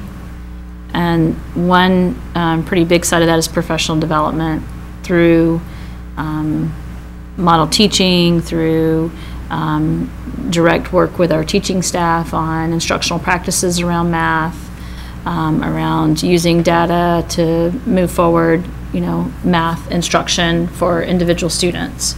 So that whole realm of the work with teachers to move forward math instruction. In the same way that we've had literacy coaches for years doing that around literacy and having data talks with our teachers and conducting professional development with our teachers at K-5 level. Really the other side of that, though, is to work with our student instructional program, particularly around interventions. Okay. And I think providing some really direct support and direct, I guess, services at times to students who need math intervention. So we have an educational technician at Asa Adams. Actually, I don't know if is there one person who focuses mainly on math among the three? Isn't that how they do it? So there's one person among the three educational technicians who focuses mainly on math right now. So this person would really work with that individual to make sure what we're doing in that program is research-based and leveraging maximum outcomes for those students, and also adding some services, hopefully, for students in that role. I know it's difficult to do this without even having the position, but is there a way that you could even ballpark it for me on what percentage of this position's time will be spent with professional development versus what percentage would be spent actually giving instruction and assistance to students? It's a little hard for me to do that right now. If we use the literacy coach framework as maybe an example for how that works, it's probably not 50-50. I would say it's heavier on professional development. Would you agree with that, Darcy? With the literacy coach model? Well, she's half-time. Yeah. As a literacy coach. And then half-time reading recovery. So all morning is spent with students under the reading recovery umbrella. Yeah. Afternoons are, I would say 50-50 with planning and preparation and planning for support. With the other 50% of the afternoon spent in classrooms. I would say the only difference with this position, with it being K through 8, is the ability to work with teachers over, a wider grade span is probably going to take up more time with the working with teacher side than with the working with student side, especially initially. But again, that's something that I think we have to work with the admin team, work with this individual to kind of do a needs assessment and determine if you know, I'm off base in thinking that that's the right time balance for the needs. So really the gap that we have here, I think, is superintendent's been doing all the curriculum work and hasn't probably gotten into the depth with math instruction like we can with the instructional coach who really focuses in on that. And I think that with the right coach, teachers will really feel like they're getting some gains out of someone who can day-to-day support their work in the math realm, much like a local literacy coach can do. So that's our hope for how we can use this across K through 8, because in 6 through 8, again, this is a whole new framework. They haven't had instructional coaching in any realm, and there's been some discussion as to whether or not it will be literacy and math support in 6 through 8. I really think that's a tough role to have K through 8 math, 6 through 8 literacy. I'm really promoting K through 8 math instructional coach for this position, to have someone who really has expertise in math to really lead us forward in that area. So that's how I envision the position right now. I hope that gave you I mean, it's all I have. Right, no, I understand that. I mean, certainly part of the appeal, I think if we were to move forward with this, I think I would strongly agree with the last point you just made, is that I would want that person to focus exclusively on math, K through 8. In particular, given some of the issues we've seen about transitioning our students from ASA up to the middle school surrounding math and some of the issues we've seen there, I think that would be a very strong reason to have this. In fact, it's probably the most appealing reason for me to go for it. That being said, I am a little reluctant to support a position that is going to not spend a great deal of time direct instructing students, when we could have, and I know that there's problems with searching for it this year, but presumably the STEM teacher would be spending all of his time instructing students. So, well, they do have different functions, those Right. two positions. The STEM teacher is definitely complete instructional role with students, although I can see that person really being a leader K-12 for moving forward STEM initiatives at other levels. Right. But I think that would be not a formal maybe part of their day. Whereas when you're in instructional coaching, which is a very common framework in at least K-12 schools now, of having specialists to provide on-site professional development that's embedded in the schools and embedded in the school day, to really have a literacy coach and a math coach is probably the most common framework that people are using around. I would say the only other really common one I see is like a technology integration coach approach, which is kind of the role that Sean has had previously in other districts. So it's a very common model for supporting instructional program and supporting the growth of our teachers. So it is not completely, or even probably the majority, direct services to students, but I would venture to say it has impact for a greater number of students because of the focus of the position. Okay. So, Michelle, did you have a comment? Yeah. And then I had one. But go Okay, ahead. so I just wanted to add that real-time coaching of teaching can be very powerful for making changes in the moment with somebody else with fresh eyes. And the other thing this board has talked a lot about when looking at NWEA scores is that the means are above average, but the growth isn't quite where we hope when we look at those 4 quadrants. And I just sort of hope that this position could really help with that growth piece, you know, especially the data we've seen so far for the 2nd through 8th grade students. So you think we'd be getting plenty of bang for our buck with this position? I do.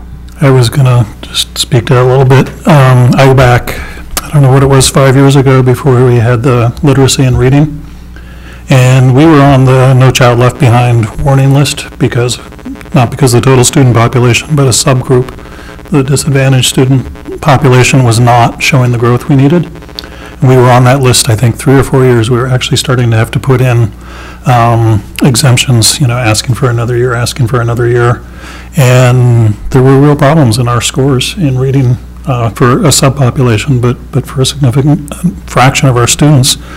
We put that position in. I mean, I can't really get into the theory as a college professor. It just doesn't quite fit into my teaching model, but just empirically, we were literally on the No Child Left Behind caution list around reading and literacy, and we put this position in.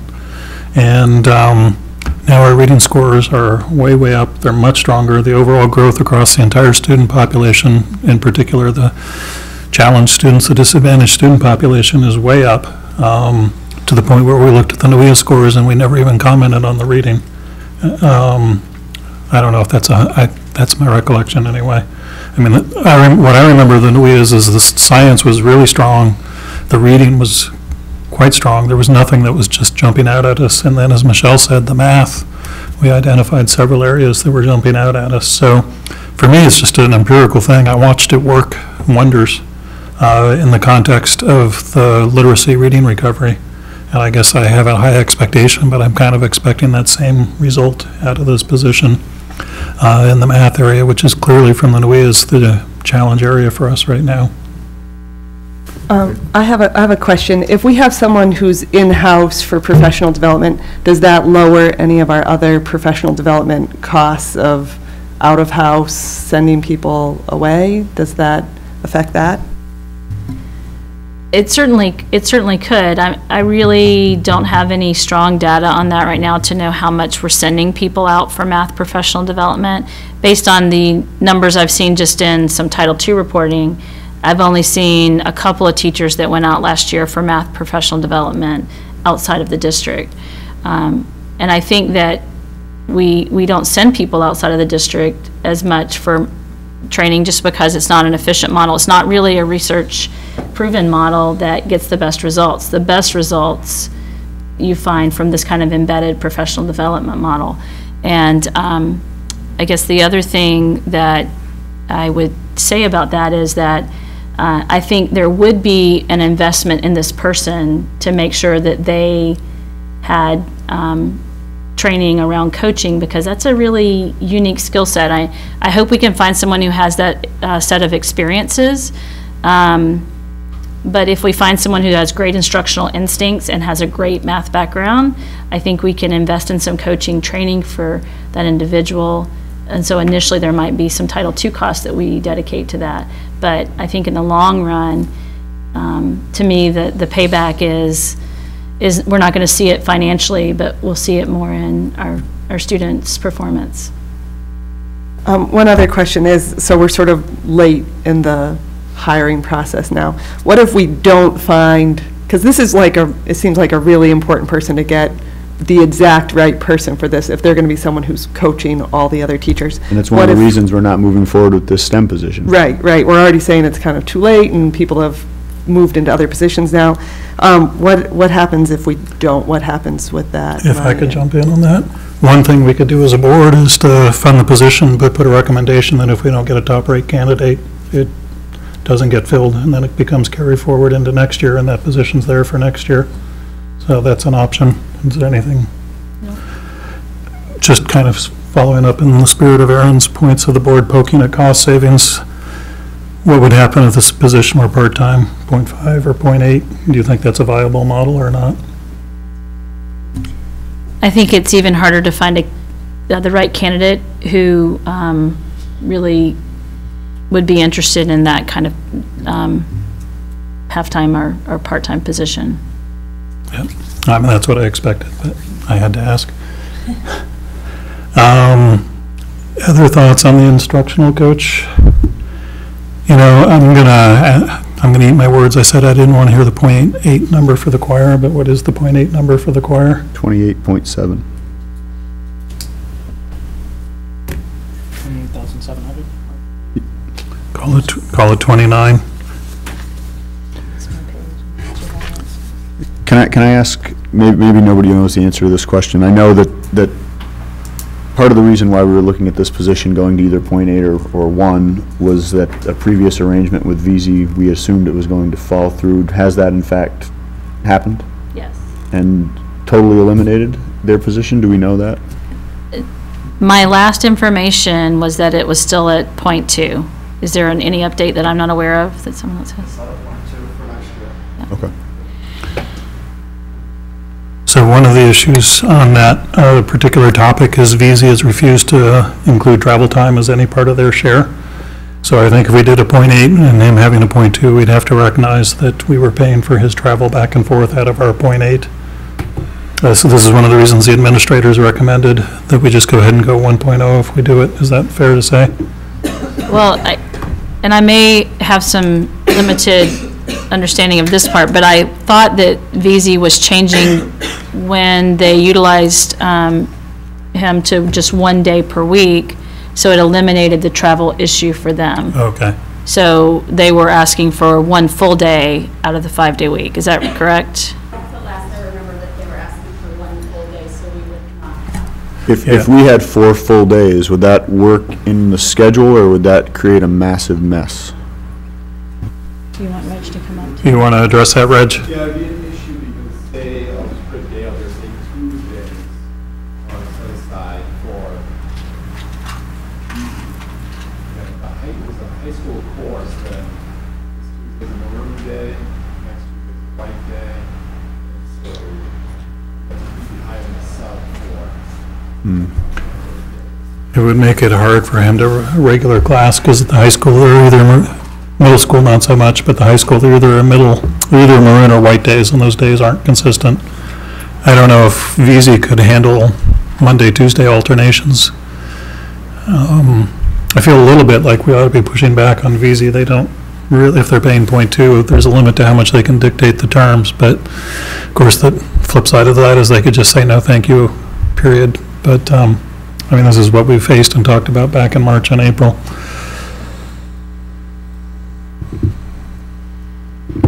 So, I mean, if you do the .8, you're up to 91, which is definitely, I mean, that's exactly half. That is a doable thing. Still on top of the 42 and the 41, 83,000 in relief. Not saying that, I'm just noting that as a fact. All right, so are we in a place yet where we can take the 61.6, subtract it out because we want the instructional coach? And are we in a position yet where we can take another 42 off for additional tax relief on top of the 41 from the state? I guess that's my question. Are we in that spot? The approach I'm trying to take is let's start with the whole, let's start taking off what we know we want, and then we know what we're left with and can have the harder discussions then. Yeah, so let's, if it's okay with people, just do a series of straw polls on these things. Did you have something else, Michelle? No, I was just declaring that in my calculator right here. That was the math I was already doing, so it might help to formalize that a little bit. Sorry, go ahead. Okay. So let's do it this way. I mean, I think we've all agreed the 41K of the state allocated towards property tax relief stays there. The additional 42K of property tax relief, I think I'm just going to phrase this as something you would be likely to vote for. And we'll just do a show of hands. How many people would say they're likely to vote for the 42K? I am, but I'm also somewhat flexible. Yeah, I'm not quite at the point where I like it, but I'm not 100% certain if it, on that number. Okay, how about? There were so many numbers thrown around that it's not like, doesn't make us hard and fast to a half, because it's not actually going to be. I'm going to say I'm raising my hand, but I also just want to point out, I know we're not bound by it, and I personally don't think we should. I feel even less bound because of sloppy legislation, which drives me crazy, but sloppy as it may be, the legislation does, the spirit of the law seems to indicate 50%, and we're not hitting that, no matter how we slice the number. So I'm going to agree, but I just want to throw that out for discussion. I would like to agree with that also. I mean, hitting the 50%?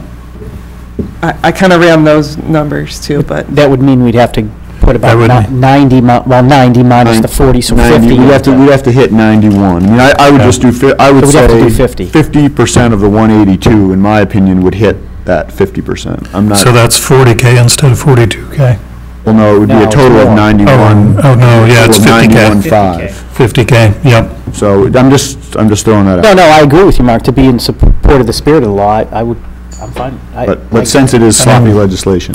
I don't know, I couldn't even speculate what the spirit of the law was, because it was done at 2 a.m., and it was written unclearly, and the legal law that actually got written says towns that had agreed to spend the money cannot spend the money, so, and they're gonna, I think that 50% is gonna bite us pretty hard next year, so.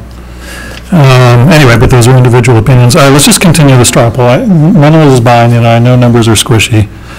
The instructional coach, how many people see that as something they'd be likely to vote for? Okay, so we're getting, and the choir position, let's go ahead and do both of them. The point eight, how many, the 29K, how many see that as something they'd be likely to vote for? Okay, and the choir, 47K? Okay, and the STEM, either a higher or set aside of 33K? All right, we're making some progress here. Seems to me like, well, we had 4 votes for the 62K, we had 4 votes for the 42K on property tax relief. I just had Yeah. a thought that I just wanted to add to the picture. Might muddy the water, but it also might provide an alternate path for us. Something you said earlier maybe got my mind thinking about this. In our Title I grant, what Lynn told me we have done traditionally to budget for the reading recovery teacher is to budget for the entire salary of the reading recovery teacher. And then whatever, because you don't know at budget season what the Title I funding for the next year is going to be. So what we have done in recent years is whatever amount of funds we have above and beyond funding fully the 3 educational technicians, we put that toward the reading recovery teacher salary. So in effect, we could utilize the local budget for that full amount of the salary that's budgeted for, and instead use it's about $19,000 that's left in the Title I budget toward the instructional coach position, so it could help fund that position partially, and it might help you. So that could take figure out that how to down put all to these numbers together. 43K out of general funds, What was the figure?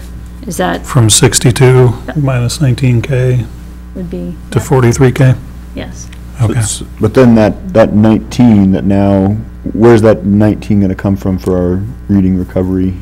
We already budget that budgeted. there, so Right. where would it normally end up? Just carry forward? Carry forward. Right. So essentially, we're knocking carry forward down by 19 grand if we do this. Yep. And then- Because we never know when we're budgeting, there have been years when we didn't have much at all to use for the current reading recovery teacher, so we want to make sure we can have that person. Right. So we have them fully in, and then depending on what we get, Right. it has been going down, but this next year, we already know that number, so. Yeah. It's not going down. So if we wanted to take a more, maybe cautious approach with it, maybe we did 15,000 toward that position, just something that we feel like might be sustainable, at least for the next year or so. Or the converse would be to put some money into carry forward from other sources. I mean, I was just doing the math. If we did 43K, fully utilizing Title I for the instructional coach, taking that down to 43K, the choir at .8 for 29K, and we put 18K into carry forward, that's 91K, and that leaves us 91K for property tax relief, which at the moment is looking like my best proposal. But then, correct me if I'm wrong, we've ignored the STEM. The STEM would be coming Altogether, out of right? next year's budget. So we'd put 32 into carry forward for it? Well, 18 goes into carry forward. It's not having any legally bound purpose, but yes, if, yeah, it would make our carry forward situation a little better. And I I guess my thinking is we do have the 125K next year at the STEM. So when I look at the .8 for the choral and the STEM, there's really not much price difference there, right? 29 and 33, really, it's a $4,000 price difference. Correct. Except one of them would be a person this year, and one of them would be a person next year. Right, that's the main difference. If you add the numbers up, we could do the 91.5 in tax relief, so that gets to 50%. We could do, because I'm in the distinct minority on the K-8 instructional coach, we could do that 61.6 and do the .8 choral teacher and still come in under our number, just about right on it. The problem is, I don't want to give our administrators something that's unworkable. So if .8 is unworkable, okay, we're funding it, but it's not workable. And then, so therefore, it's creating almost a bigger problem. Can I ask Reg, can I ask a point of clarification? Maybe I'm a little confused. So STEM teacher replacing library ed tech added to the budget. We all agreed a while ago that going with a full-time STEM teacher, we can't do it next year. But am I correct in saying what your proposal was to carry us through was it to get a half-time library ed tech? What? We've already funded that, though. But this number here is what it would take on top of the cost of the ed tech, which we've already funded, to make the transition to a teacher. To full-blown. So what we could easily, I would think, I mean, again, you're never 100% certain, even after you have to pass your budget, you're not 100% certain about what the state number is going to be. But if we make it clear that this is our #1 priority next year, I would hope that we can find $33,000. If we can't, we're going to have bigger problems than that. Another way to put that is we have already built half of the STEM teacher in because we're hiring an ed tech this year. I mean, where I am right now is if our middle school and high school administrators could say, yeah, okay, this .8, it's not ideal, but we can make it work, then I think we probably could be done. But if it's not workable, it's not workable, and then we need to figure out. So if it's not workable, then I'm not done. I just double checked the last email that I've had around it was the specialists at BZ will be working 1 full day a week versus spread out every day. So at least at the high school, many courses, if it was a .8 position, it would be a huge challenge to try to add courses at the high school. Even, and again, I don't have a high school student, so I don't know anything about how this actually works, but even within this Muse block, it's not doable there. Well, he's already teaching in the Muse block. Oh. Go on 1 day a week, then those kids, because half of them are dual enrolled in either orchestra or band, so they would just report to orchestra or band that day he's out. But he couldn't add any. We couldn't add any courses in that block. I mean, the real problem is we're mooting adding courses outside of the Muse block, right? Whether it's keyboard or advanced vocal, the students who would take that are already taking Muse, so it would go outside of the Muse block, and then that means they're either a maroon class or a white class, and then that means they're not always on the same days of the week. So, I mean, I don't know how much you talked to VZ and how much Mike talked to VZ, but what happens if we go back to VZ and say we're willing to pick up the .8, but you guys are going to have to go back to 2 hours in the morning every day or something along those lines? I mean, is that a completely non-negotiable point? Is that something where they're going to say, well, then we're not going to hire them and then we're going to go look for a .2? That doesn't seem like a very tenable position on their part. The way that I've understood it, that they just see it as two separate. You do what you want with him for the, we're hiring him for this day. But, I mean, that's at some level is a negotiating posture. What happens if we come back and say, well, we're hiring them for .8 from 10 in the morning till 2 o'clock or whatever .8 is. Make your next move. What do they do at that point, right? Their choices are either to flex or they vacate or they drop the position, right?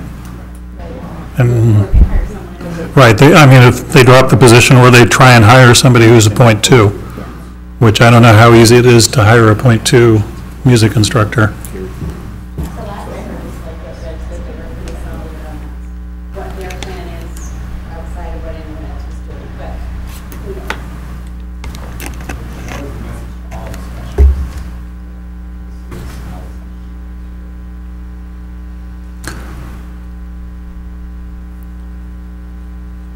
Yeah, I mean, it's a game of poker, right, where somebody's career is at stake, because if we, I mean, we can accept that, but that basically means we have to go to 1.0, which we don't have the money for.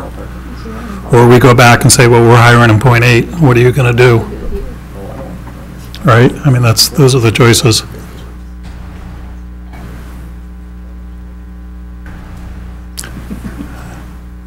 All right.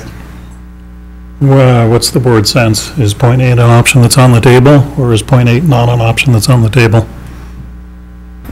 I mean, I would say .8 is only on the table for me if like it comes down to that VZ's not going to work, and then it has to be taken back. I don't know, like, can we make it, if .8 doesn't work and that teacher would like to move somewhere else so they can have a full-time, then can we go back to .5? I mean, it's kind of like we're doing it for one thing, and I don't want to make this permanent weird position that doesn't work. I mean, I don't think VZ can, I don't want them to be dictating to us and make our schedule all a mess for something that we're really working hard to make this work, and then yeah, I mean, it's a messy situation. Yeah, VZ's not being very cooperative, which strikes me as odd, given they have .2 of the person, but... Well, I assume it would ultimately be the person's decision. If they were offered .8 from Orno or .2 from VZ, and you can't have them both, I assume, well, I shouldn't assume the choice, but... Right. But on the other hand, the whole reason we're having this conversation is to retain the individual, and if we put them in a position of having to go take a 1.0 somewhere else, that hasn't been a win for us. I mean, right, it is a poker game. There's a lot of uncertainties about who's going to do what when somebody else does something. So point of clarification for me, if we say we're going to bump this up to a .8, and then the person we're trying to retain says it's just not going to work, then what happens? Have we made this permanently now a .8 position, or will it just go back to what it was before? We can do whatever we want. Well, just go to carry forward, wouldn't it? Yeah, I mean, I think if this person were, for whatever reason, at whatever point to leave, we have a conversation about the size of the position. Yeah, we wouldn't be wedded to a .8 or a 1.0 in that situation. I mean, just talking about this then I would be willing to vote for a .8 position if we are saying the hours are whatever makes it .8, and it's sort of a set hours for us. It's something that works for us and our schedule. And Reg, just for clarification, you're comfortable with the arrangement you have next year? Meaning the .5? Yeah, meaning you don't think you can find somebody to, because it seems like a lot less messy to go the STEM option, but you don't feel we can get someone? Oh, for the STEM? Yeah. Because that's the other option here. Those are the only two options left. No, I feel like at this time, and then, obviously, the actual issues, even if we found the right person, if they have a contract to start the school year, most contracts are written that give notice, and you can't leave the position in August for 6 weeks. So I just don't think the candidate we want would be available, and if it were, then it starts getting messy around. Starts at the beginning of the year, even having the courses in place for that person to teach. So, and I'm looking at Shauna. Shauna, contractually, teachers have to give so many weeks' notice. What is the binding agent if they don't? None, right? I mean, bad recommendation. It's hard to get hired. There is word around the state. Usually we're pretty ethical, upright, do the right thing for kid people, so. Not like business, Jake, where you just leave no matter what you said. No, I was in business, so I'm not. It is different, though. The word gets around the state, and it's hard to get hired. No, my point, Shauna, was that if someone already had an offer somewhere else, then they don't have to worry about the next job component of it, but maybe then they do have to worry about the following job component if they didn't stay there. All right. That's out of my realm of. If I could just add one other point with this, I think the other thing that I've heard Reg say is they've really built a schedule based on, with student schedules, offering kind of a starter set of courses with Emily Jackson Sanborn teaching those courses, and really expanding that out to a full position next year. I don't think that Reg feels like they've set up course requests and schedule structures to really be ready to move forward with a full-time person yet. Reg, how are you dealing with the point, I mean, we've been talking about .8 versus .2, not matching up with VZ, but you really have the same problem with .5 and .2, right? How is that matching? How is that working in the schedule if he's one day fixed? So, say it is say he's out on Tuesdays, then that day at the high school, he's only teaching the news block every day. And so, in this case, I had to miss news block on Tuesday. The students that he uses at the high school would go to band, orchestra, or the students who aren't dual enrolled would they would go to a study hall or something. So he's not teaching anything at the high school outside the music block right now? Not at the high school now. Okay, okay. He's got 2 days a week at the middle school.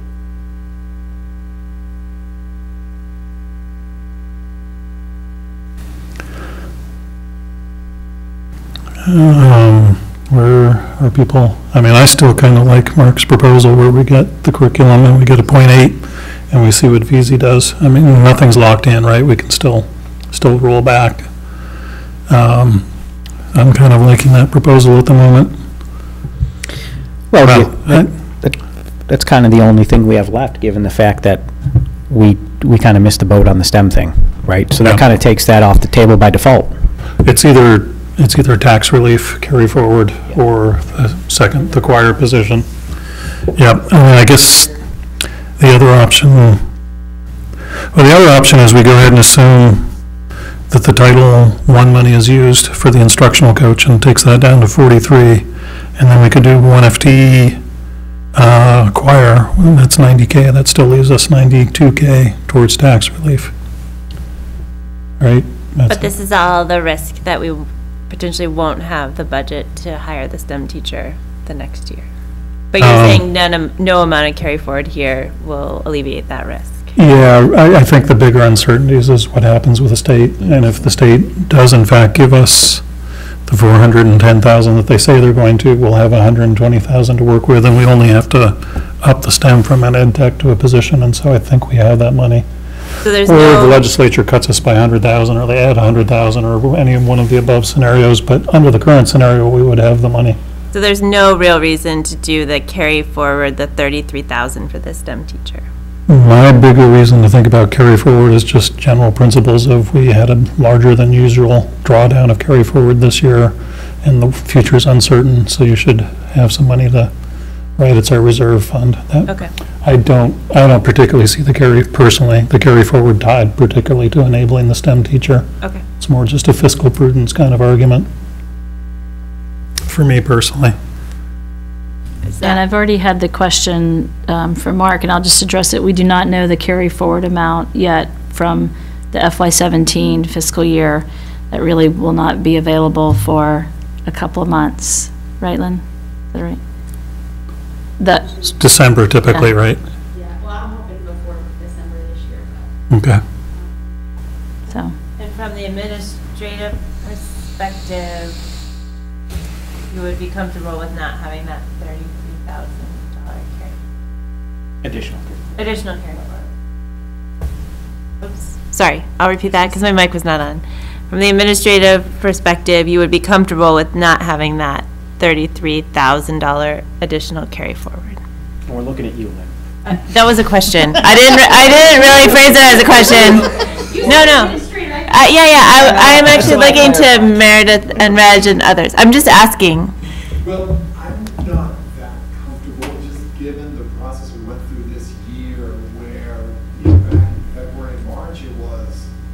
you know, looking for $15,000 and cutting Chinese, and we were at that level of really trimming the budget. And so assume that we'll have $33,000 to be there next year. I think we could be in the exact same spot a year from now that we were back in March, where it was, we need to find another $90,000.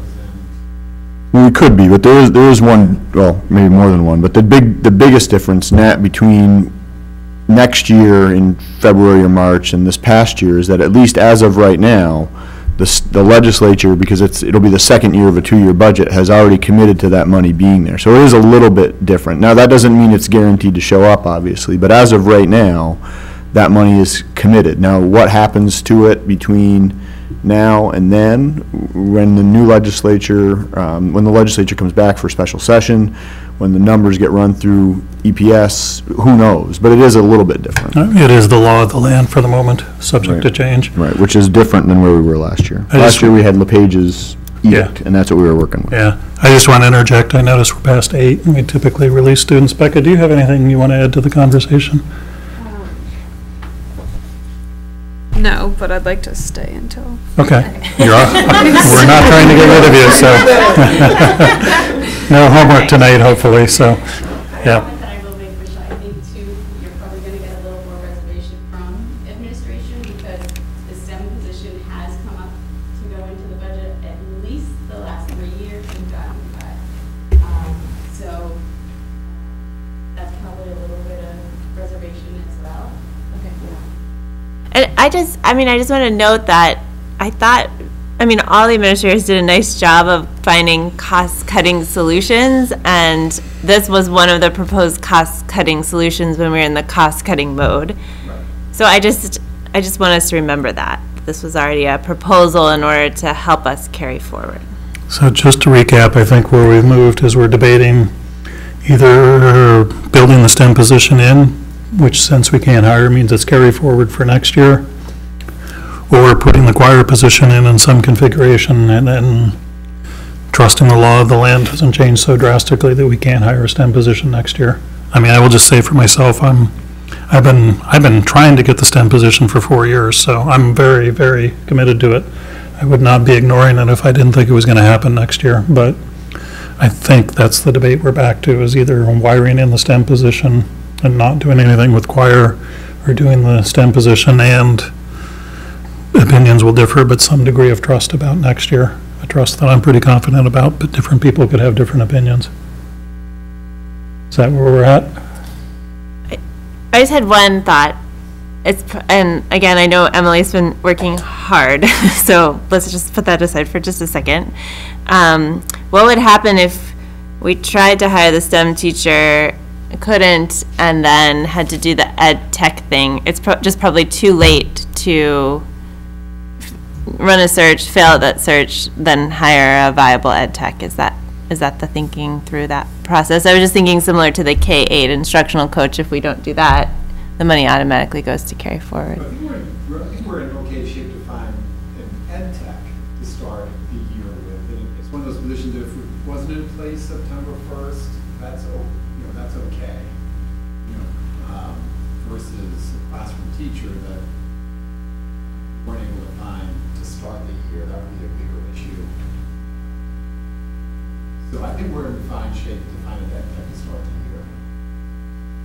Reg, is the bigger issue courses filled with students in the schedule at this point, courses that have been planned out, the students have had an opportunity to sign up for? For a STEM teacher? Right. Yeah, we haven't built a schedule for that. Okay. That's more the issue, I think. Thank you. That helps. Yeah, to me, we've asked 10 times, and Reg has said pretty clearly it would be next year, so much as I want this position myself. One more time, I got it. So we're really looking at wiring it in and carrying forward for a year. I got it. Or doing the choir. Is that the right way to frame the question? Does somebody have a different framing at the moment? No, it is the right way to frame the question, but the thing we have to remember, and I'm sure we all know it in the back of your head, once you add a position, you then have to fund that going forward, and unless you cut it, and obviously cutting is not an easy process. So if if it's something that we add, it's something we're kind of stuck with for a while. Yeah, and you would either have to cut it or wait till the person retires. Correct. For my mind, I mean, we probably, there's probably going to be conversations in the future about overall allocation of resources and investment in the arts, and I want to hasten to say that's not about cutting the arts, but we just haven't had a conversation about rationalizing the positions in quite a while. It's kind of been fill and fill as we go. I mean, so, yeah, there's probably a long-term, for me, this position's very much about one individual, and I'll go ahead and use the word, it's somewhat about loyalty. This person's been with this district since, I don't know, 25 years, and more than that even possibly, and has put in lots and lots of time after hours into lots of our extracurriculars. So for me, this position, the fact that this is a 1.0 FTE would be very much tied to the individual, and when the individual leaves, whether, by whatever choice that happens, in the future, there would be a reconsideration of what the appropriate level of funding. But with all, I'm trying to say this in a sensitive manner, with all due respect to the individual, is that a financially prudent thing to do? Well, you're right. Because basically what you're saying is 10 years, it's not well, not only that, but what you're, correct me if I'm wrong, what I'm hearing you say is if it wasn't for the fact that it was this one individual, you wouldn't be considering it, which I don't know if that's a way we want to, I don't know. If it wasn't an urgent situation tied to one individual's work circumstances changing, I would be arguing that we should be having a broad brush discussion about the arts, the level of staffing for the arts, and how that staffing would be most rationally allocated. And I'm not, I don't know what that would look like. I think we have a lot of inefficiencies that have gotten built in over the years in the arts, but the right time to have that is when we have a retirement or vacancy, not right now.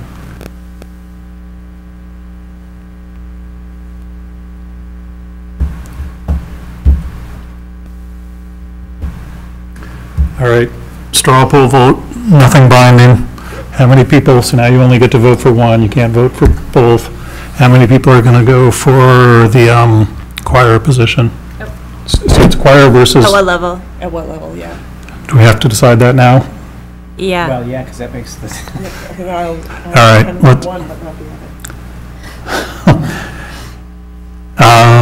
What's it juxtaposed to? What's the other option? Carry forward?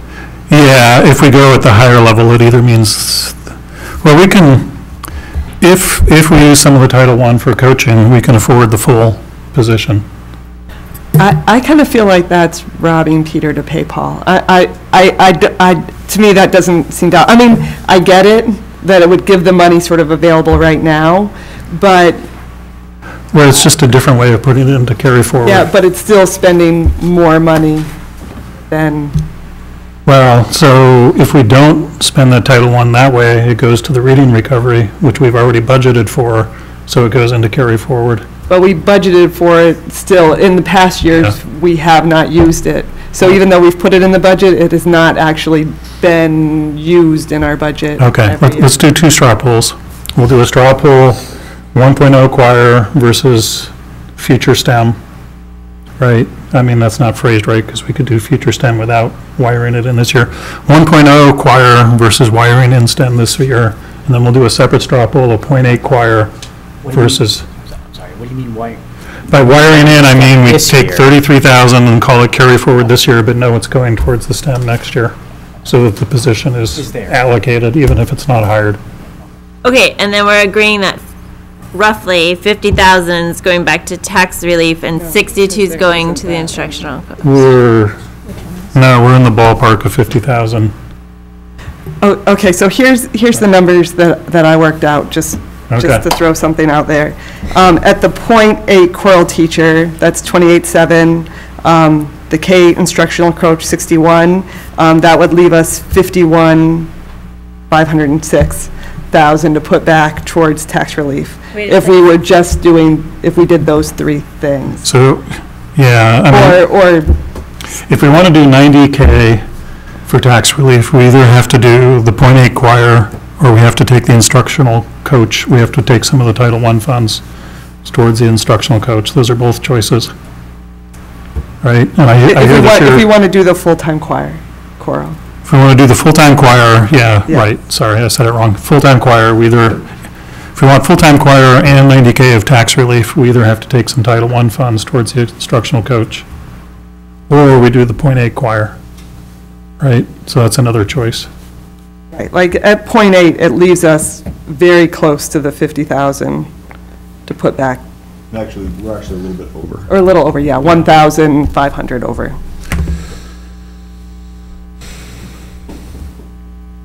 Which we could put towards a STEM teacher, and then we'd start the process of saving money, like a bake sale amount.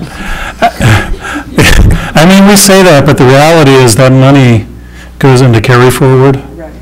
And next year, it shows up as a bank balance.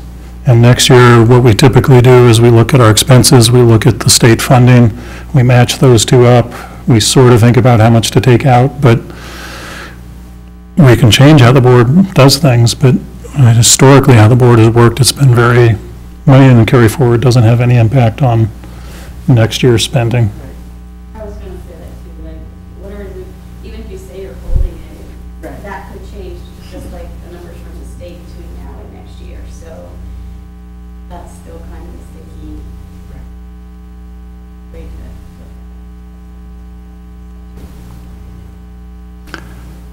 All right, I'm going to go back to my straw poll. It's not binding, and we could go in a totally different direction. If it's a one-time 1.0 FTE choir or building in the STEM, the remaining STEM funding, how many people are going to go for the 1.0 choir? If it's just those two? Those are the only two choices. Yeah, I know there's other choices on the table, but we have to start closing some choices somewhere, so. Well, It's either future STEM or 1.0 core. I'm not putting money away for STEM, Yeah, so.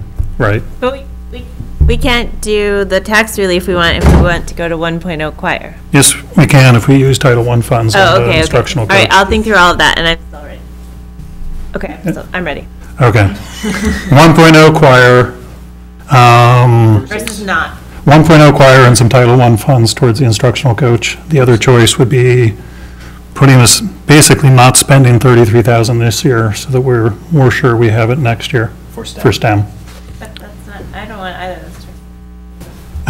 I'm sorry. All right, folks, we have to make some choices somewhere. It's like you can't give me two things I'm not going to vote for and ask which one I want. Yeah, I mean, I kind of know where I would like it to go. Yeah. You gotta pick one. No, No, I like there's Aaron's other proposal. Tell your proposal again. I like this one. I'm kind of leaning towards K-8 instructional coach, purely out of this money, .8 choral teacher, with the stipulation that we're hiring someone for certain times, and then tax relief. Right, and my proposal is probably the exact opposite of yours, right? This is why we have to, I would take 43K towards an instructional coach plus Title I money. I would do a full-time, and I would do the full-time choral, which still leaves us 90 plus K for tax relief. Anybody else want to put their favorite proposal forward? Can you repeat that? So why don't we, all right, nobody wants to, why don't we, everybody put their proposal forward. Aaron, what's your proposal? My proposal is the K-8 instructional coach, fully funded from this money, .8 choral teacher, we determine hours, that makes it up to .8, and then the rest of tax relief. And not carry forward. Okay, so you're looking at, it's 8091, that's basically 91 to tax. I mean, I would not be opposed to sticking some in carry forward, but it seems like that's not gonna Right. forward any of these goals, so. Okay, and my proposal is 43K for the instructional, using up some amount for, from Title I, and it would be 47K from the, for the core 1.0 choir, and that leaves us 92K. That 1K might move around and reduce the instructional coach, but 92K for tax relief. Anybody else have a proposal they want to put on the table? That we're all giving proposals. Yeah. You want me to call on you, Jake? Yeah. So I would do the tax relief at 50%, which is roughly the 90, okay? I would fully fund the instructional coach, and then I would put the rest in carry forward knowing, well, not knowing, but I would put the rest in carry forward, giving us a much better chance of getting a full-time STEM teacher next year. Okay. Michelle or Mark? I've got a proposal, but I don't know, I don't even know if it's viable, but I'm gonna throw it out there anyway. My proposal is to put 91.5 to tax relief. Which, does that include the 41? That does. I'm working out of the 182,000 figure, so 91,500, or whatever that 50% is, to tax relief.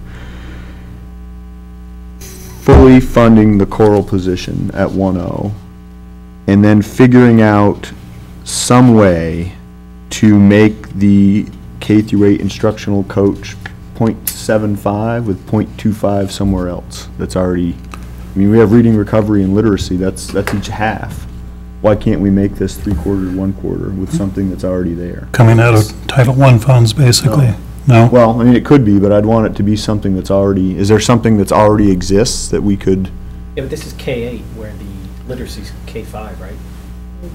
Also, the literacy is 1% at full-time, like Mary said, it may be hard to find somebody. No, I'd want one person. I mean, I want one person, but the position to be split.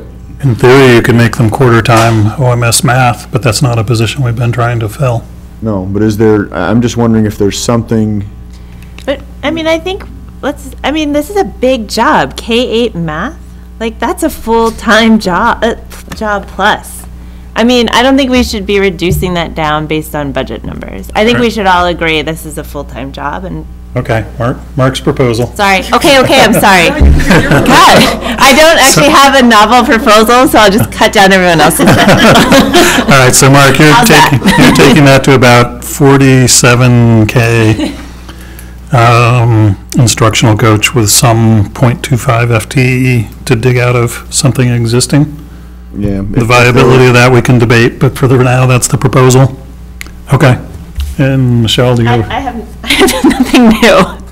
I'm sorry. I don't just mean to be critical. We have kind of bracketed. Yeah, Reg, do you have a, would you like, I'll propose hiring the STEM teacher this fall.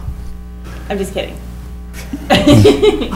All right, 4 proposals. Shall I propose we take a 5-minute bio break and then we come back and, or we may end up with one vote for each proposal. I just had to pick one of them.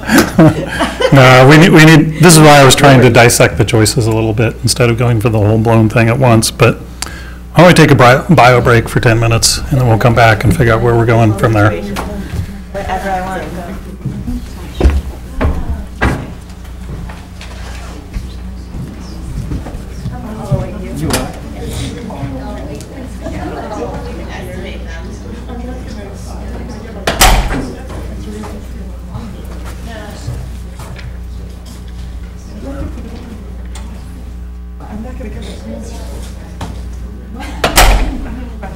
We can walk around all the neighborhoods. I didn't put it on halfway across the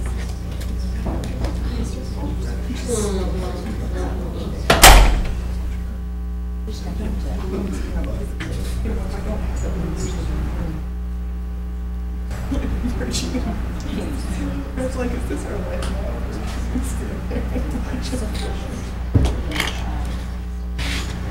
Yeah, well, they said the goal. I've definitely done that. I didn't have mine. I took out the hours. I know. I took out hours for this. You don't have to have so much. I was doing that. I need to have my green circle of like little. Right.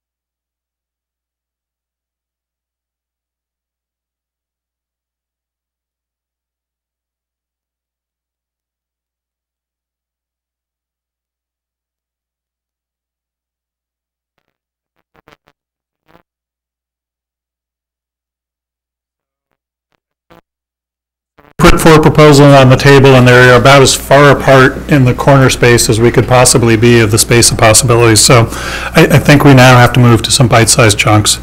So I'm going to be a little bit arbitrary here, but we have to bring this forward. So issue number 1, how many people, and this is straw poll, we can change it, but let's start taking some things off the table.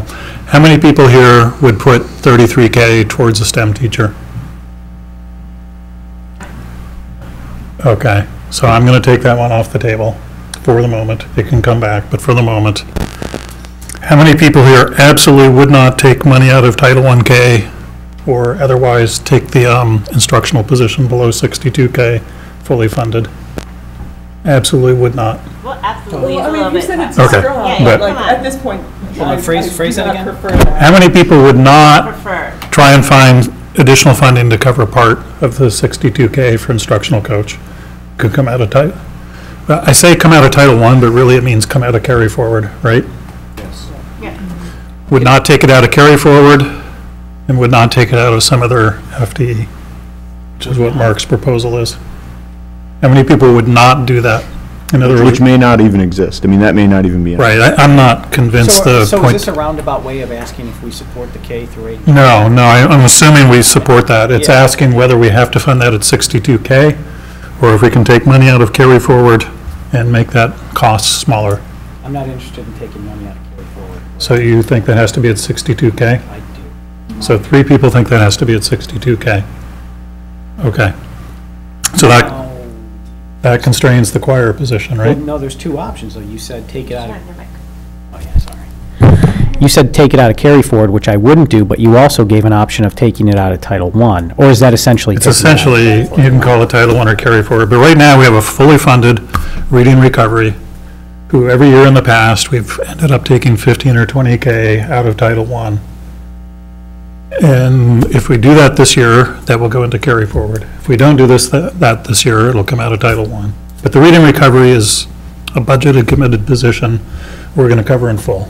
And we're either going to cover it in full using some Title I, in which case we have carry forward, or we're going to cover it in full without allocating Title I, in which case we have extra Title I money. But I'd like the same status applied to the K through 8 math instructional coach. Like, no matter what, we're covering it.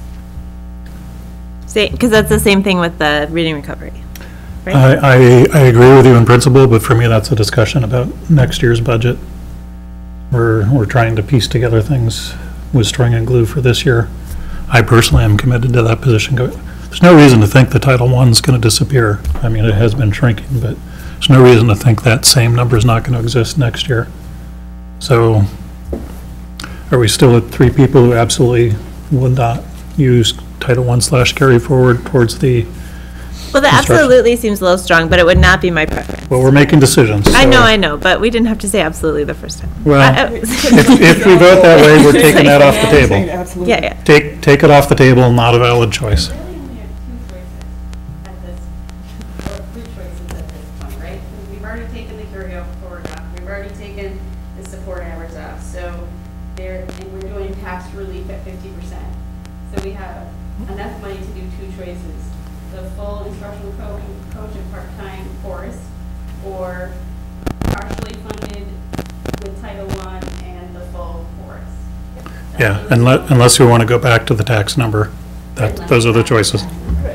Yep, Everything else has kind of been pushed off. yep. Thank you. All right, let's straw poll. So choice number 1 is instructional coach at .8, sorry, the choir at .8, which may or may not work out. And the instructional coach 100% out of the general fund. Choice number 2 is choir at 1.0 and the instructional coach spanning the general fund and Title I. Right? Everybody clear on those choices? Can we call them 1 and 2? Sure. Number 1, which is, number 1 is the .8 choir and instructional coach fully out of general funds. How many people would vote for that? We have to choose one of these 2? We're down to these choices for now. Let's bring something back from the. Yeah, if we want to take money out of taxes, You have something else let's just finish this process, and we can sit with where we ended up for a minute. Okay, so 2 votes to take for choice 1. Choice 2 is we do a 1.0 choir, and we take the instructional coach is hired, but we fund it partly out of general funds and partly out of Title I funds. And that allows us to still do tax relief at 90. Both of these scenarios are tax relief at 50%. Okay. Okay, so scenario 2, which is the 1.0 choir, split funding for the instructional coach. How many support that one? Okay, and Jake? You are the Justice Kennedy. If I had to go 1 or 2, I'm going 1. You're going 1, so you're doing full funding out of general funds and 0.8 for choir. Yes. Okay. Given those 2 options, that's what I'm doing. Okay. All right, and what's the backup plan if the 0.8 is refused? Carry forward. Well, so, right, the 0.3 FTE goes into carry forward, but we may not have a choir teacher at that point. Well, their choice would be 0.2 with VZ or 0.5 with us, or 1.0 somewhere else. Right. I mean, that's basically my point. That's a risk we're taking. Right.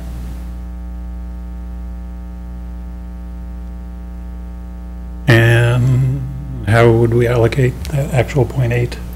You have you 3 that are on the, do you have any more questions about the Title I thing and how that would work? And what your Why are we so adverse to spending Title I funding? We're doing it every year for reading recovery for the last 5 years. I mean, I'm not saying, I'm just asking if you had any questions, what your reserves are, if I can answer anything on that. My reservation is we are already spending all that money. We have been spending all that money on stuff that we already have in the budget every year. So saying, oh, now, it's not new money we've gotten, we haven't gotten extra Title I this year that we can put towards something else. It's money that every year we have been spending towards something. It's got to come from somewhere. That, like, yes, we can say, oh, we're moving it here, but then we're just taking more out of our carry forward. It's not new money. It's not something that we've gotten that's extra. I guess the only thing I would say to that is this approach to budgeting is kind of a luxury from what I've seen with the way Title I funding and programs usually work. I mean, I've never been in a district that, yeah, I was talking to Siri there, thank you. I've never been in a district that. Let's see what Siri said. Provide the answer. The answer to this problem. Siri, help us. So that's not a typical framework, really. It's kind of a nice to have. Most districts always use Title I, is what you're saying, for the reading recovery? Right. Most districts do not fully fund a position and leave it fully funded and then fund part of it with Title I. And that's just, it's a nice framework if you can support it, but it's not the way that it works most places. But it's a risk with a funding stream that seems to be shrinking a bit. I just looked back at, it went down about $1,200 this year. So last year it was about $118,000. This year it's about $116,000. But we have 7,000 or 8,000 carryover moving into next year, kind of the way our cycles of carryover are running right now. So we have a little bit of wiggle room with our carryover each year, and that kind of helps us from year to year be able to absorb some losses in revenue as long as we keep that little bit of carryover moving forward with us. Yeah, we have a $300,000 contingency, which some of which is going to get used for teacher salary increases at this point, but we do have a contingency that typically carries forward, so it's not like the carry forward is tuned to zero. We didn't used to have a lot of Title I carry forward because we used to pay for our summer school out of that, but with the new rules on how you can spend the Title I money and when and all of that, we ended up 2 years ago putting our Title I program into our budget. So, you know, I guess I'm not really looking at it that we're spending our carryover by switching it. Because we do have our whole reading recovery in our budget, and because we don't know the amount every year, but we've never been in this situation where we couldn't pay for at least a portion of it. Yeah, but we are increasing our mill rate, so we shouldn't be tricking ourselves into thinking that that we have this money to spend that's extra. I think we should fully fund this out of money that we have. I'm missing the scenario where you see the mill rate going down if we don't. I don't see it going down, but maybe not going up as much, because this is extra money that we are going to be spending. But there's not a difference in the impact on the mill rate between the two scenarios that I can see. I think they're like, I'm looking sort of, or you're saying we should be looking long-term. If we're looking long-term and we're always having this, we've been having this money that was extra before, if we're sort of splitting it between reading recovery and this, then that money is still going out. We're still spending it. Yeah, I mean, I think part of the conversation we're having, and this is kind of ironic where I started, is how long-term forward we can be with the budget. And I just, having followed the budget for 8 years, have decided that the state government is the tail that wags the dog and drives their budget every year, and it is a psychotic dog that is very nice some years and very mean some years, and we have no idea what it's going to be, and you should spend the money while you have it, because you don't know what's going to happen next year. But then that goes back to the argument for the STEM teacher. So that's like, that's my fear about the whole, I understand we can't have it this year. I get that still, but that's. You're going to get it whether you want it or not, Rich. Yeah, right. But that is my fear, and I understand, so like, I was all for this carry forward thing, and I understand your argument for not doing that, and I heard how it just goes in the general fund, and so I'm willing to budge on that. I just don't know how much further I'm willing to.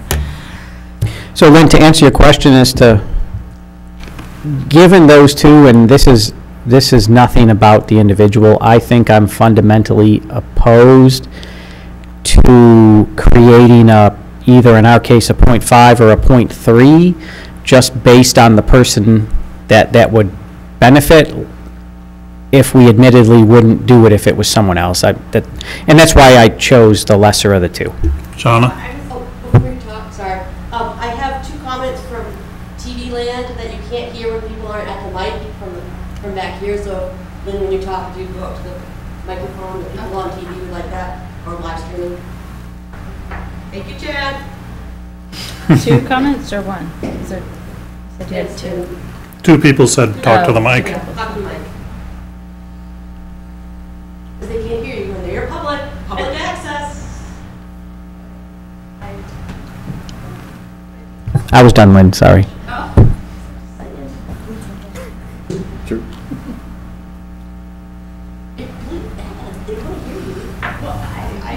People do, maybe they don't. And so, okay, Lynn's coming up.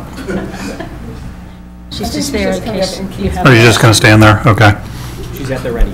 Well, it sounds to me, unless there's either new information out there or someone is reconsidering, that we've reached a decision. We're at a 3-2 decision. It's not our usual consensual decision, but it's a decision nonetheless. No, I agree. I just want to think it through for another minute. No, that's where it stands at the moment. Yeah, I will say I'm not comfortable with the 3-2. I mean, it doesn't put me in a happy place. No, the whole thing. no. So what do we do about the fact that we've been told the 0.8 is going to be very hard to use? Well, the 0.8, the 0.8, it sounds like the 0.8 in and of itself wouldn't be the problem. It would be the 0.8 combined with the 0.2. Right, the 0.8 so that it adds up to 1.0 for somebody. Right, that's, because if it's just a 0.8 position here, which is not what I prefer, but if it is, then that's not a problem for you, right, Reg? Yeah, so you kind of work that With a 0.2, and Heath, is that true for you as well? if it's added to a 0.8. If it's just a 0.8, now to just a 0.8, that's workable for you? It only becomes a problem if it's 0.8 plus 0.2. It's the maroon white schedule, right? But we have enough need for another half FTE worth of choral courses between the middle and the high school? Most of the need is based on a student survey, so you can debate it. There was pretty strong support for at least 3 additional classes, which is basically 0.5 FTE. Whether you believe that support is strong or soft is you can have that debate, but And those 3 classes would be funded by different groups of students or similar students taking all 3 of the There would classes? likely be a lot of overlap of those students. Okay. There are existing choir, band, and orchestra students. Okay. Do we have any idea how many students per class that would be? Reg? Say that again? Do we have any idea how many students per class that would be? To the mic.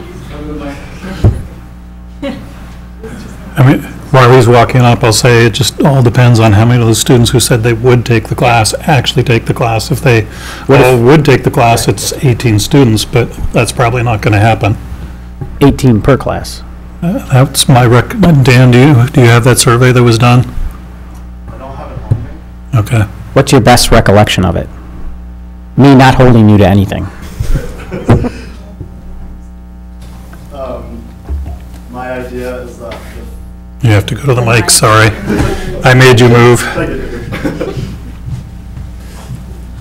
my understanding in both the survey and talking to the students is that the big picture idea from them and just the conversations that we've had lead me to believe, and correct me if I'm wrong, but you have to come to the mic, that we have about 50 students in the arts that are interested in a range of new classes. Some of the proposed classes that were voted on were a recording studio class with GarageBand using some of the new microphone equipment that we fundraised for this year. Halfway through the year, we raised $8,000 to go to new equipment, and so that would be a way to use that.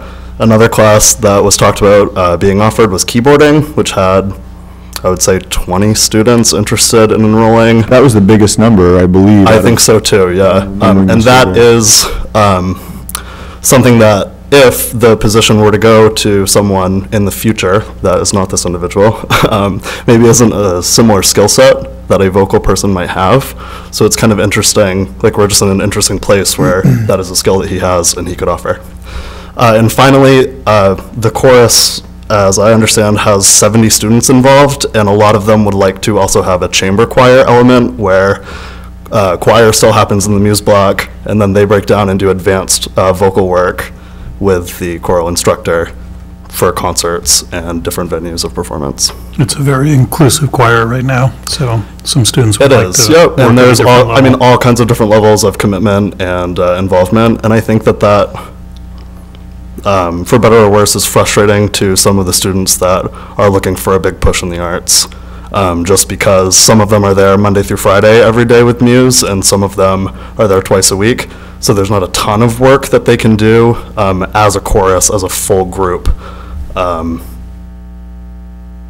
you know, moving the same pace, because they have to essentially wait every other day for the full group to be there to do the full work. Does that make sense? Reg, what was your thoughts on this? Well, it's a bit of a contrarian approach. I don't feel like we do have the demand for the increased position. Right now, during the Muse block, where it's kind of a no-compete chunk of time during the day, out of the 360 students at the high school, 120 take a music class. So about a third are taking advantage of that, and that's without having to make any choices between academic classes. I surveyed back in March, back when we started this conversation, and shared it with Mike Tracy, but I surveyed the 9th, 10th, and 11th graders around, they were asked, what areas would you like to see more offerings? And the choices were basically humanities, STEM, career and tech education, visual performing arts, world languages, basic content area. And I also separately asked the seniors, because I thought they would have a different take because they were going to graduate in 2 months. We asked the same question, what do you wish had been offered? And both groups responded similarly. And in both around, I think about 100 underclassmen responded, and about, I think, 60 or maybe 50 seniors responded. STEM was the top choice. Career and tech education was the second choice, and then visual and performing arts was the third choice. So there was top 3 for both groups. It was clear that STEM was seen as a need by both groups, and so. So the second part of that survey is helpful, and I totally understand that argument. I mean, on one level, we added a humanities FTE, and we're adding STEM. But I have to confess, I really don't understand the first half of the argument about how Muse is undersubscribed, because the students who want these classes are already taking 2 or 3 things during the Muse block, and they would be taking them outside of the Muse block. So I'm not sure how, the fact that 240 students don't care about music doesn't mean that there's 120 students who wouldn't care about music. So let's say, so if there is just 100, if there are 120 students who are interested in more music, then we get into the, okay, well, you have 8 blocks in which you can schedule it. Yeah. This is where calculus goes up against advanced keyboard and choices made, and we don't get to 20. I agree about that. So, so I'm just putting it out there. Yeah. It's, when we're talking about demand, I don't see it as the same level of demand as I think others are seeing it, but. Yep. We don't normally take public comment in the middle, but anybody want to make public comment? No? No? Okay, no. All right, you're going to have to listen to the board now then. All right. So I agree with Mark. It seems like we have a 3-2 vote that it would be 0.8 and leaving Title I to go into carry forward, which is what would happen to it under the current action. I just want to make sure, so right, so, I mean, that's what happens, is the point it goes into carry forward, which means that $20,000 disappears into our $1.2 million bank balance. And then the 0.8 means that, I guess what it means is we approach VZ. They either flex or they don't flex. If they don't flex, we have to approach a teacher and say, you have to make a choice. Right? And you will no longer have 1.0 of salary, or you'll have to go to a different district, right? I'm just thinking through the full implications of this choice. I think those are the full implications of this choice. Does that match what other people think happens out of this?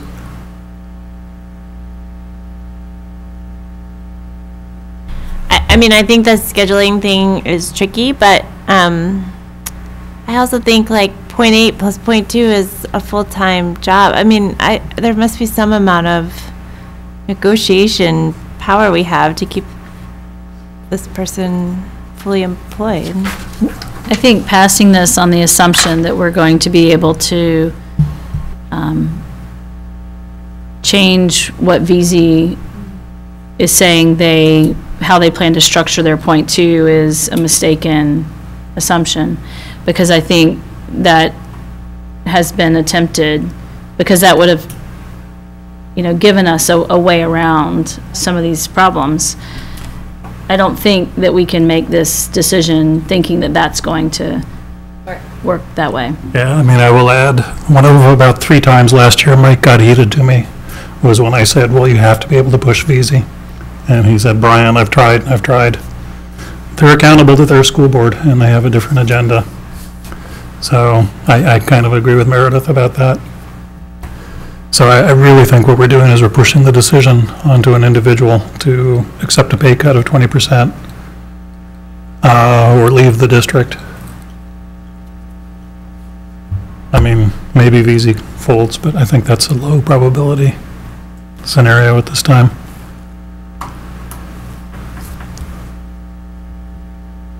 Any other thoughts anybody wants to offer on this? Mark, you're quiet. Anything else to add? I think you're right. So, because where we stand is that if we go to 0.8, we still need that teacher every day, is our challenge with, is that right? That's the framework we have to put forward with 0.8. Yeah, I mean, we would have to get VZ to take them for an hour at the end of the day or an hour at the beginning of the day or something like that. If they don't do that, it becomes the individual's choice of look elsewhere or take a pay cut. And again, it's not impossible VZ flexes, but I'm dubious based on the past conversations.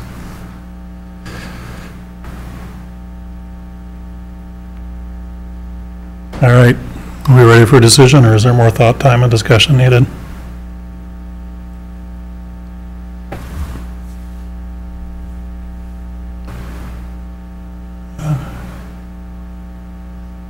Not hear anybody say either way.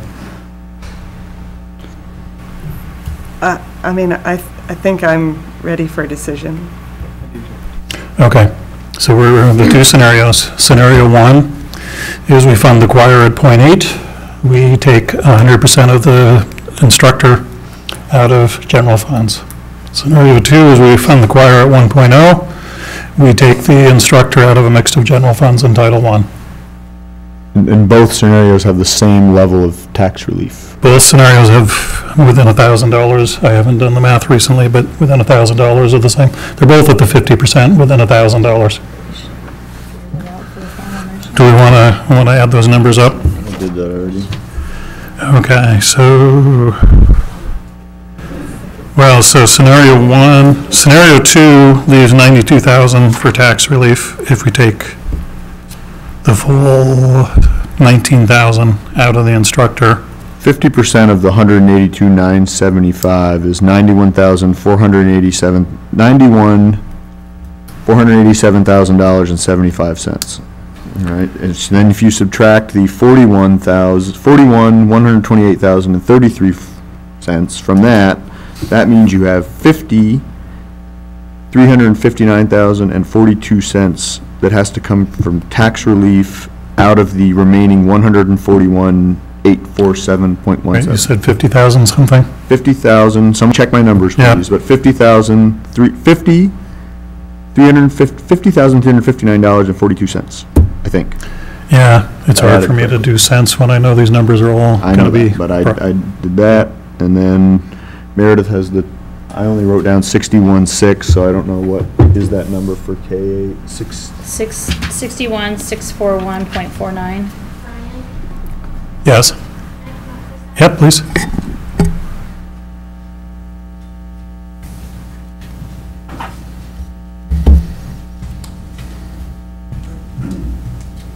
I've been pretty quiet tonight. Thought I'd add a little bit of a spin. We've been talking a little bit, and I just wanted to clarify that something that we have been talking about, if this position were to be increased, is the potential of having some of the responsibility at ASA as well. So I didn't want it to go unsaid, because that is something that we would want to look at for sure. Okay. So I just wanted to be clear. That's helpful, thank you. Yeah, so the, not to say having M.8 is trivial at middle school and ASA, but they're more manageable than it is at the high school, right? Well, I think that just thinking about the need that we have at ASA with the general music instruction and the load, I think that we could benefit, our program could benefit from his support or that position. Okay. Okay. So, I mean, you can imagine a scenario if it was going to the 1.0 where there was one class at time. I know you don't have class periods, but one class at ASA, one class at the middle school, and one class at the high school, for example. Right. We share music already for band and orchestra, and I think that it would be, or we think that it would be beneficial to share this position as well if it is increased. Okay. Okay. Thank you. Increased just to 1 or also to 0.8? We'd have to really look at how that would work out. The 0.8 is hard, but Yeah, correct me if I'm wrong, the odds of this person spilling down to ASA are greater at a 1.0 than a 0.8. That seems logical. Can I ask a question, though, on that sort of mindset? What if they didn't add classes at the high school level? What if at the 0.8 he was doing the middle school and ASA, which means that there's not this scheduling conflict of maroon and white days? Would that be viable or not viable? I mean, You had to come up.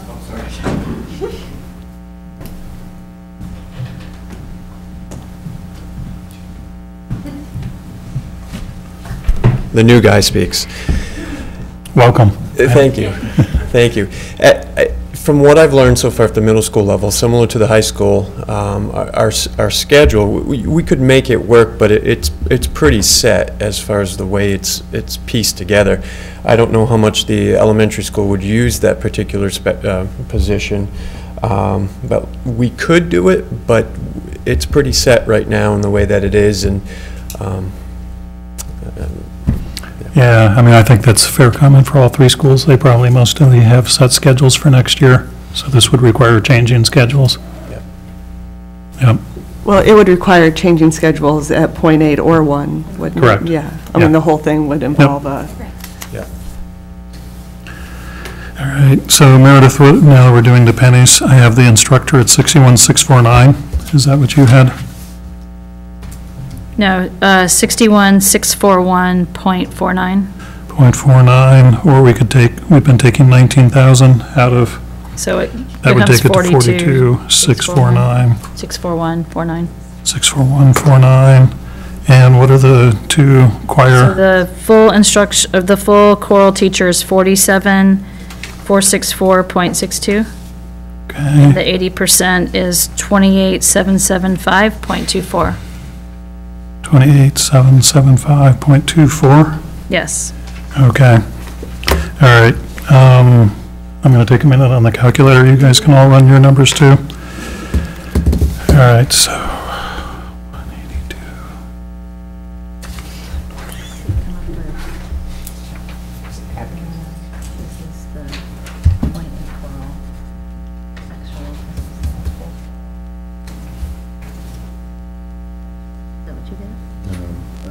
You didn't do it that way, did you? No.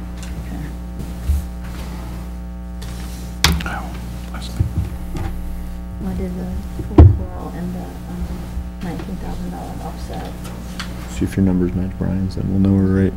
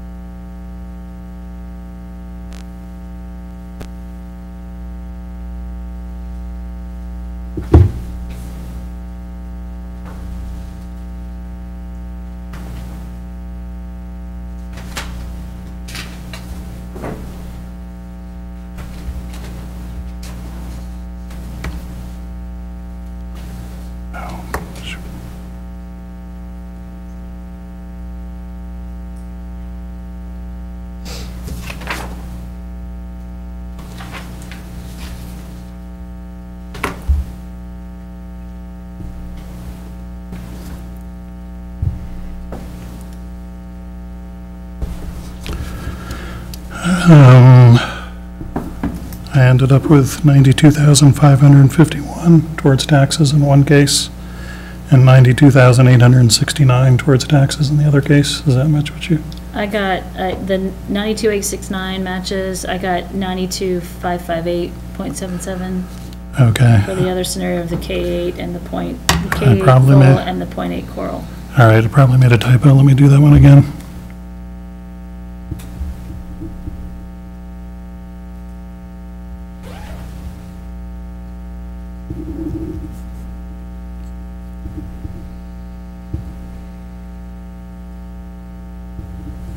Len, are you doing the math as well to check us? Thank you. You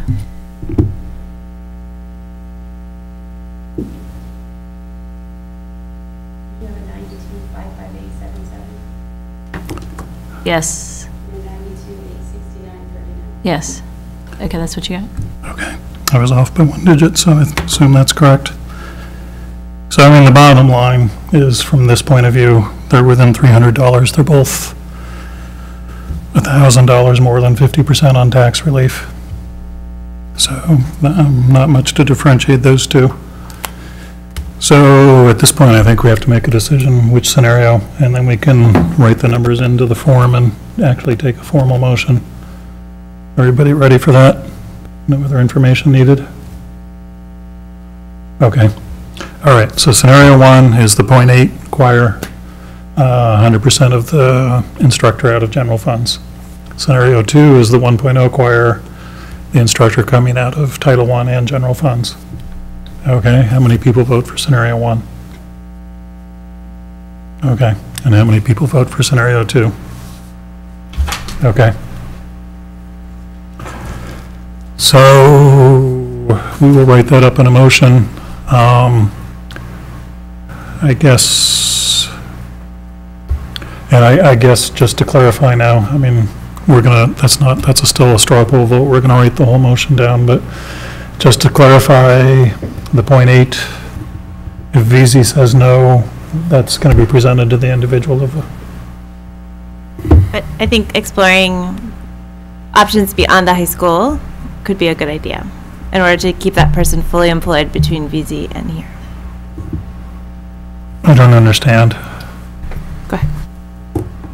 Like, could we possibly do the .8 with middle school? He does the Muse at high school still, the middle school and ASA. Oh, I think that's a possibility. And not adding extra courses at the high school, which is the part that messes up the VZ current plan. I guess that's possible. Sounds like that's doable. It's not where the demand has been identified from the students. Right, that's the only issue with that, is the demand wasn't identified at the middle school or at ASA, it was identified at the high school. Yeah, I mean, in theory, we could take .8 for 4 days a week and shoehorn him in entirely to the middle school and ASA. No, I think we're not saying that, but it was sort of to get to your loyalty argument, right? So we're still, Right. we're helping with the but loyalty. in practice, what that looks like is he would go to ASA in the middle school. The only way he can take the .2, assuming VZ doesn't flex, is if he goes to ASA in the middle school who doesn't have a maroon white schedule. I mean, I feel like the demand that was presented to us, and maybe this is not true, but was a little bit soft and maybe more out of loyalty than so much a true, like, this demand didn't come before there was a pinch on this position. And I would agree with that, and that's honestly the moral dilemma I'm having with this, is that, and again, it's no disrespect to any one individual, I just have a hard time in what we're doing essentially is adding a .3 or a .5 to benefit one individual, where if it wasn't for this given circumstance with the one individual, we wouldn't be doing it at all. And that's the issue I have. I mean, I agree it's soft and that you're not going to get 20 who actually sign up. But I don't think you can say, I mean, when you have 2 students sitting here who both are going to sign up for these classes, and my student runs in this crowd, I guarantee you there's 10 students who are going to sign up for these classes, so I don't think it's a non-existent demand at the high school. It's not clear to me where the demand is quite so strongly at the middle school or at ASA. But I feel like, I think seeing ASA this year with how much, like, if we are pushing ASA in the middle school, then that actually pushes right up through the high school. So maybe in the future, there would be definitely enough for a one position there. So I don't think we have to say if VC doesn't move, then we're out, like, or that we can't still offer him the .8, because I think we can find spots where that still works, and the demand then comes and follows through to the high school. I mean, for me, that's the ultimate of just doing a position for a person and not doing a position where there's, I mean, I heard Darcy say that they could have some use, but I don't think it's half an FTE of use at ASA. And I mean, right now across ASA in the middle school, this person does 1 class choir. I mean, it would be a massive increase at ASA in the middle school, whereas all of the demand and courses, and quite frankly, the talents of this individual are at the high school. So we can vote for .8 and tell the administration to go ahead and put it all at the middle school and the ASA, but... Well, the Muse would be staying in place. Yeah, you would still have the 1 course at the high school. Right. I'm sorry, I didn't mean to imply that we would be adding music at ASA. It would be more of a shared responsibility. Right now, our music program, we have 2 sessions of general music a week for K through 3. And if you just, and then one general music session a week for the other 2 grade levels, plus chorus, our one music teacher sees 700 faces a week. So I was thinking that if we were to reduce that load and assign some of that current load to another teacher, that would benefit our teams. What's your guess of FTE? It's not to increase music. Yeah, fair enough. So what's your guess of FTEs for that? Oh, I would really have to look at that, depending on the schedule. We'd still have to be working around middle school and high school, so that's a huge impact. Yeah, I mean, I know that, like, the 4th and 5th grade choir is huge. She has to deal with so many kids in a classroom at once that it seems like that would definitely be someplace where 2 people would really help. Yeah, I think we're just going to be really limited by when there's free time, given the other fixed parts of the day that are non-negotiable, really. The muse block, the block for middle school, and matching that up with where there is time potentially to get down to ASA may or may not fill the biggest need area. And this was problem solving if you guys were to put that position in. We were just trying to think ahead, so. I think we have to ask the hard question if we're, how do I want to phrase this? Thinking about the schools that we know well. I mean, the high school is where we've talked all year about this need existing. Not saying that there's not needs there, but we haven't heard a request from either, well, honestly, we haven't heard a request from any of the 3 administrators in this area. But from the students, this is where we've had people in the audience every meeting for the last 6 meetings from the high school about this area. So I'm not thrilled about the idea we're going to add this, we're going to spend this money, and then nothing's going to happen at the high school. That's me personally. All right. Are we still at the place? Anybody change their vote? Still at .8? And put the extra money into carry forward out of Title I? Okay. All right, we should write it up as a motion. Do you have? I have the figures just with arrows over to where they go.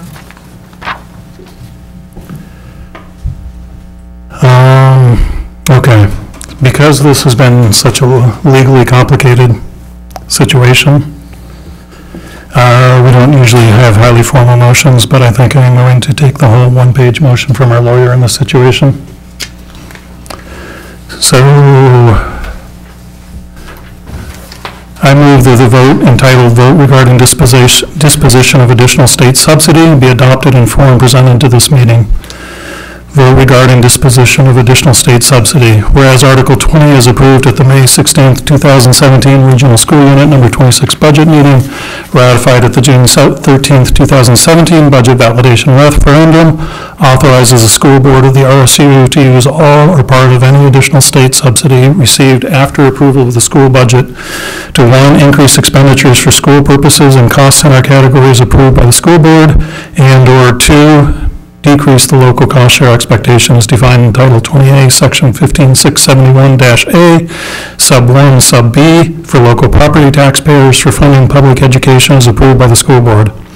Whereas reported on the Maine Department of Education ED 279 report for funding public education, dated July 12, 2017, the RSU has received additional state subsidy in the amount of $182,975.50 cents. Whereas pursuant to Public Law 2017, Chapter 284, Section JJJJJ-5, and related guidance from the Maine Department of Education, the school board is authorized to use the additional state subsidy as authorized by said Article 20.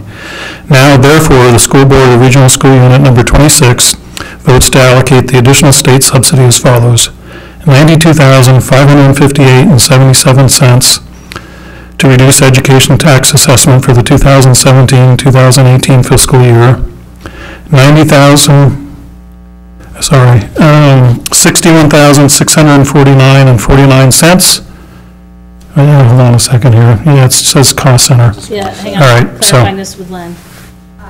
Regular instruction costs. For both? for both, yep. Okay, so $98,416.73 to increase the 2017-2018 appropriation for regular instruction. Now therefore, the school board, that end of motion. Okay, is there a second? I second. Okay, all those in favor? Just discussion on this. Either Go ahead.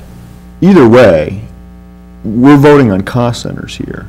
Correct. We're not voting on the things that we've just discussed. So under either of these options, the motion would be the same. Under the motion and the effect on the taxes, we could still end up doing either. I guess I'm assuming at this point, the administration has taken direction from the board, but in the terms of motion what we're hasn't voting changed. on, the motion would be the same either Motion way. changes by $300, which we could find in the, So really, we can, we could change this, I guess, in theory, but in practice, we can't. It's done, as far as I'm concerned. no, I'm just clarifying, like, just so we vote. I mean, it's Yeah, the vote doesn't specify, but we took a straw poll vote that's guiding administrators, and they're talking to real people who are making career decisions No, a I'm not month before disagreeing school with that. starts. I'm just want to make sure everybody's clear on what we're doing here. We're only dealing with cost centers, not with positions. We did that in the discussion phase, but what we're voting Yep. on are cost centers. The motion is cost centers, yep.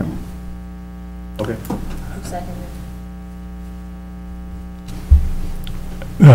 Okay, I guess I motioned it. That's awkward, because I think I'm going to vote against it, but that's still possible. Okay, is there any discussion? All those in favor? Those opposed? Okay. All right, on to other business.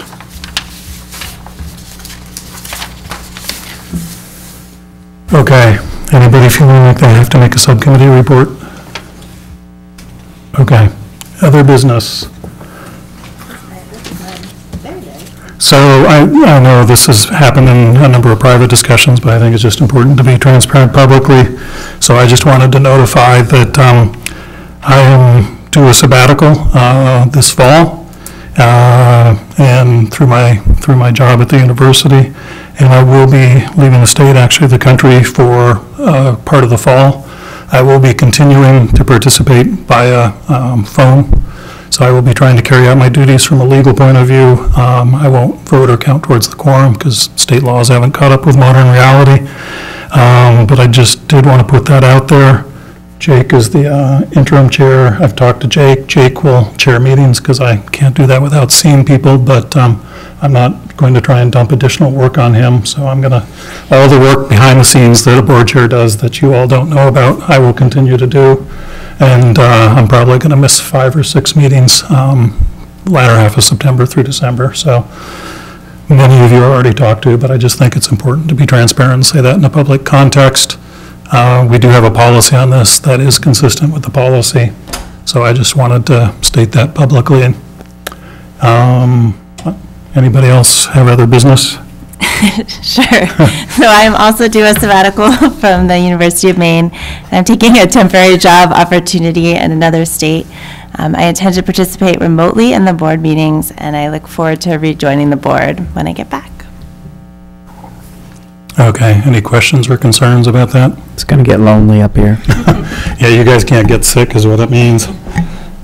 Yeah, sorry about that. For the record, I did not know this was going to happen when I ran for the board chair. I thought this was going to be in the next year, but things changed. And ditto for me when I ran for school board. Yeah. Okay. So you might just want to clarify for the public quorum number, I think. Yeah, so the way this works is the quorum, we have to have 3 people. And once we have 3 people, it's a majority vote of the people who are present. 3 board members. Physically present, right? 3 board members physically present. For several years now, there's been a committee for the state that keeps recommending to allow participation by phone, but the legislature hasn't acted on it yet. So as of now, the legal advice is somebody who's on the phone does not count as a quorum and cannot vote.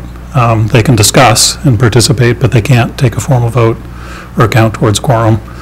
This is new for us. It's not so new actually for the town council. They have a number of individuals who go away for several months at a stretch. But that's how that's going to work practically. And if anybody has concerns, I'm happy to talk to them individually too. Is that? Yeah.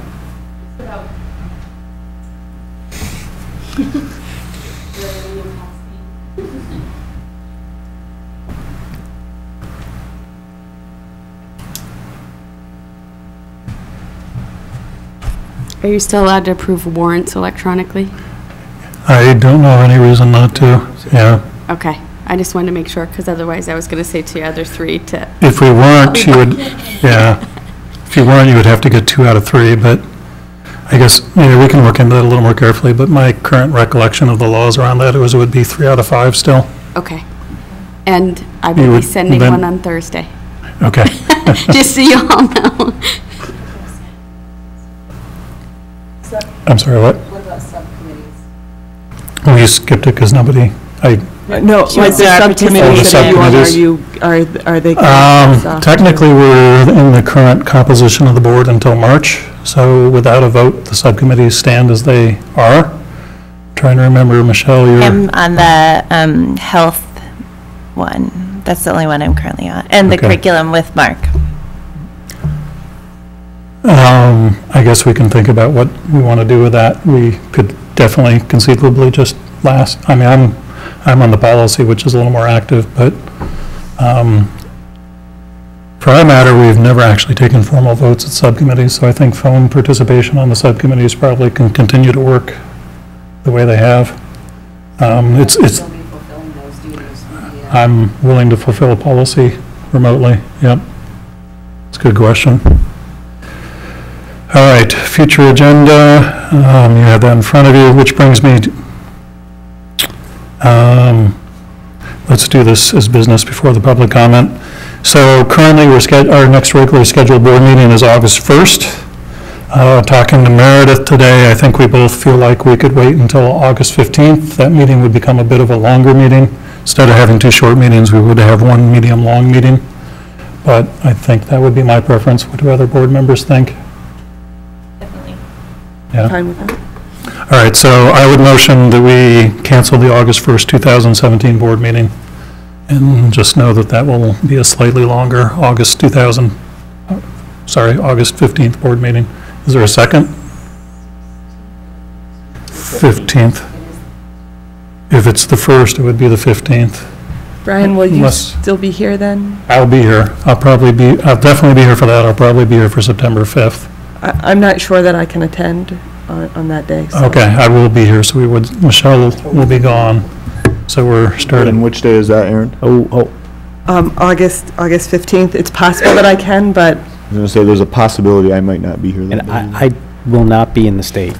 You won't be in the state on the 15th, okay. I'm gone that whole week. All right, so we need to think this through a little more carefully. What about the 8th? I'm out of town the 8th. We could push it to the 22nd. There's nothing, I think, that we talked about that's urgent. No, that's your time when you're in Florida, right? No, but you had commitments. Not on the 22nd, I'm just thinking about hiring. Oh, for hiring? 5-day We have to go members. back to 5-day. But I think I'll be here. I'm not, I guess if I had to guess, When I'd would say you it's know? probably 80-20. Okay, and when would you actually know if we had to? All right, so if we did it on the 15th, Jake is gone, Michelle is gone, so the other 3 of us all have to show up. What about the 17th? I'll be gone that whole week. What others? What's your schedule like, Aaron? it's that the 15th, I will probably not be available. Okay. But the 22nd is fine with me, the 8th is fine with me. What about the 17th? Not so great? 17th is probably would happen. And does that help you, Mark? If it's going to be, I'll either be here for both or not here for either. Well, that week, we still need both of you, so it's looking like we should go to the 22nd. And stick with 5-day hiring memos for the 1 or 2. 22nd I will be here. 22nd. will definitely be. And Jake, you're good with the 22nd? Yeah, I'll be back. Okay, I mean, even with pushing that back to the 22nd, I still don't see a point to meet next week, do you, Meredith? I mean, No. okay. Things that we would want to do, no. Yeah, they're not going to be ready by then. Okay, so I would make a motion that we cancel the August 1st board meeting and have a board meeting on the 22nd of August. Is there a second? I second. Okay, all those in favor? Correct. Thank you. Cancel the 15th and schedule on the 22nd. So given that, and you can help me with a little bit of history here, it looks to me like perhaps in August in the past, we've reduced the 5-day to a 2-day memo with some of these hiring, well, specifically with the math coach. I would like to have that option of the 2-day, given the time of year and notice someone might have to give. Yep. And the fact our board meeting's now getting pushed, so. Okay, I'm good with that. Technically, and we have done that historically, technically it's a suspension of a policy, so it's a suspension of the rules, which requires a 3/5 majority, which is the same as 3 votes out of 5 in this case. So I would motion that we authorize for the month of, well, between now and the board meeting on, well, between now and any time that's less than 2 days before the board meeting on August 22nd. So between now and the 20th of August, the 2-day hirings memos can be used instead of 5-day memos. Is there a second? I second. Any discussion? All those in favor? Okay. Thank you. Any other business? All right, we do have public comment, if we have any public comment.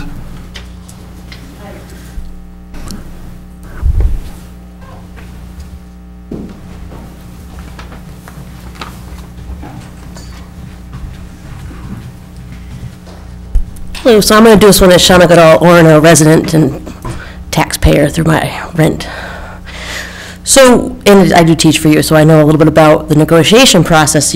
We just went through and approved a collective bargaining agreement, and we talked a lot about how much our staff are paid, our hourly staff. We talked about how our teachers are paid. We had quite long conversations about compensating them appropriately for the duties that we ask them to do, to make decisions about instruction and make decisions about student needs and to work with them on things. And so I think after tonight, I'm pondering about what we pay our superintendent and what we pay our principals for. And I think about how we pay them to make decisions about staffing levels. We pay them to make decisions about where that staffing is allocated, and we ask them to do that as the course of their job. And so I would imagine that they have weekly, monthly meetings as an admin team, probably for 2 to 3 hours, maybe less, maybe more, where they struggle with and work with these decisions with all the data, all the skills, thinking about all the chess pieces there, and make these very informed decisions, these very tough decisions, with all the information, with all the expertise and all their degrees and experience, all those things that we pay them an awful lot of money for. And if I was some of my colleagues up here, I could give you the percentages, and I would talk about how Orono administrators are paid. Some of my colleagues would say outrageously more than other districts in the area, whereas the teachers are not. And so I wonder why we spent so much time tonight taking decisions out of their hands. And I applaud your interest in wanting to make the decisions, but I wonder why we don't ask them to bring the proposals forward and say, how would you spend that money? You who have advanced degrees, advanced certifications from the state in K through 12, pre-K through 12 education. And I'm not trying to be disrespectful to any of you and your passion and desire for the children. of Orono, but we pay them a ton of money, and we're taking decisions out of their hands.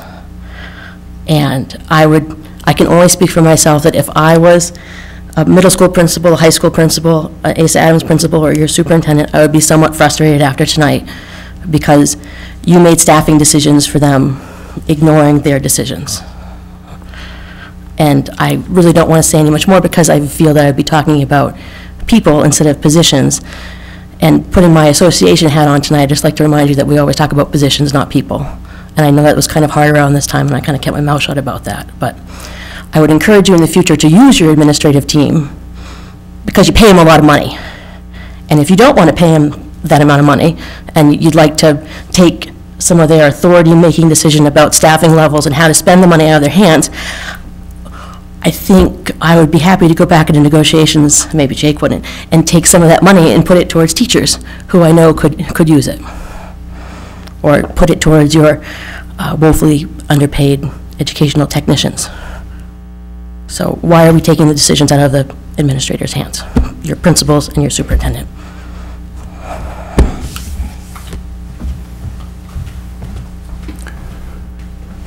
Thank you. I guess I'm just going to state factually that the data I've looked at show that the percentiles of principals and teachers are pretty comparable around the district, and I looked at those numbers. So we may have to agree to disagree about that, but that's a factual statement that I didn't want to let stand.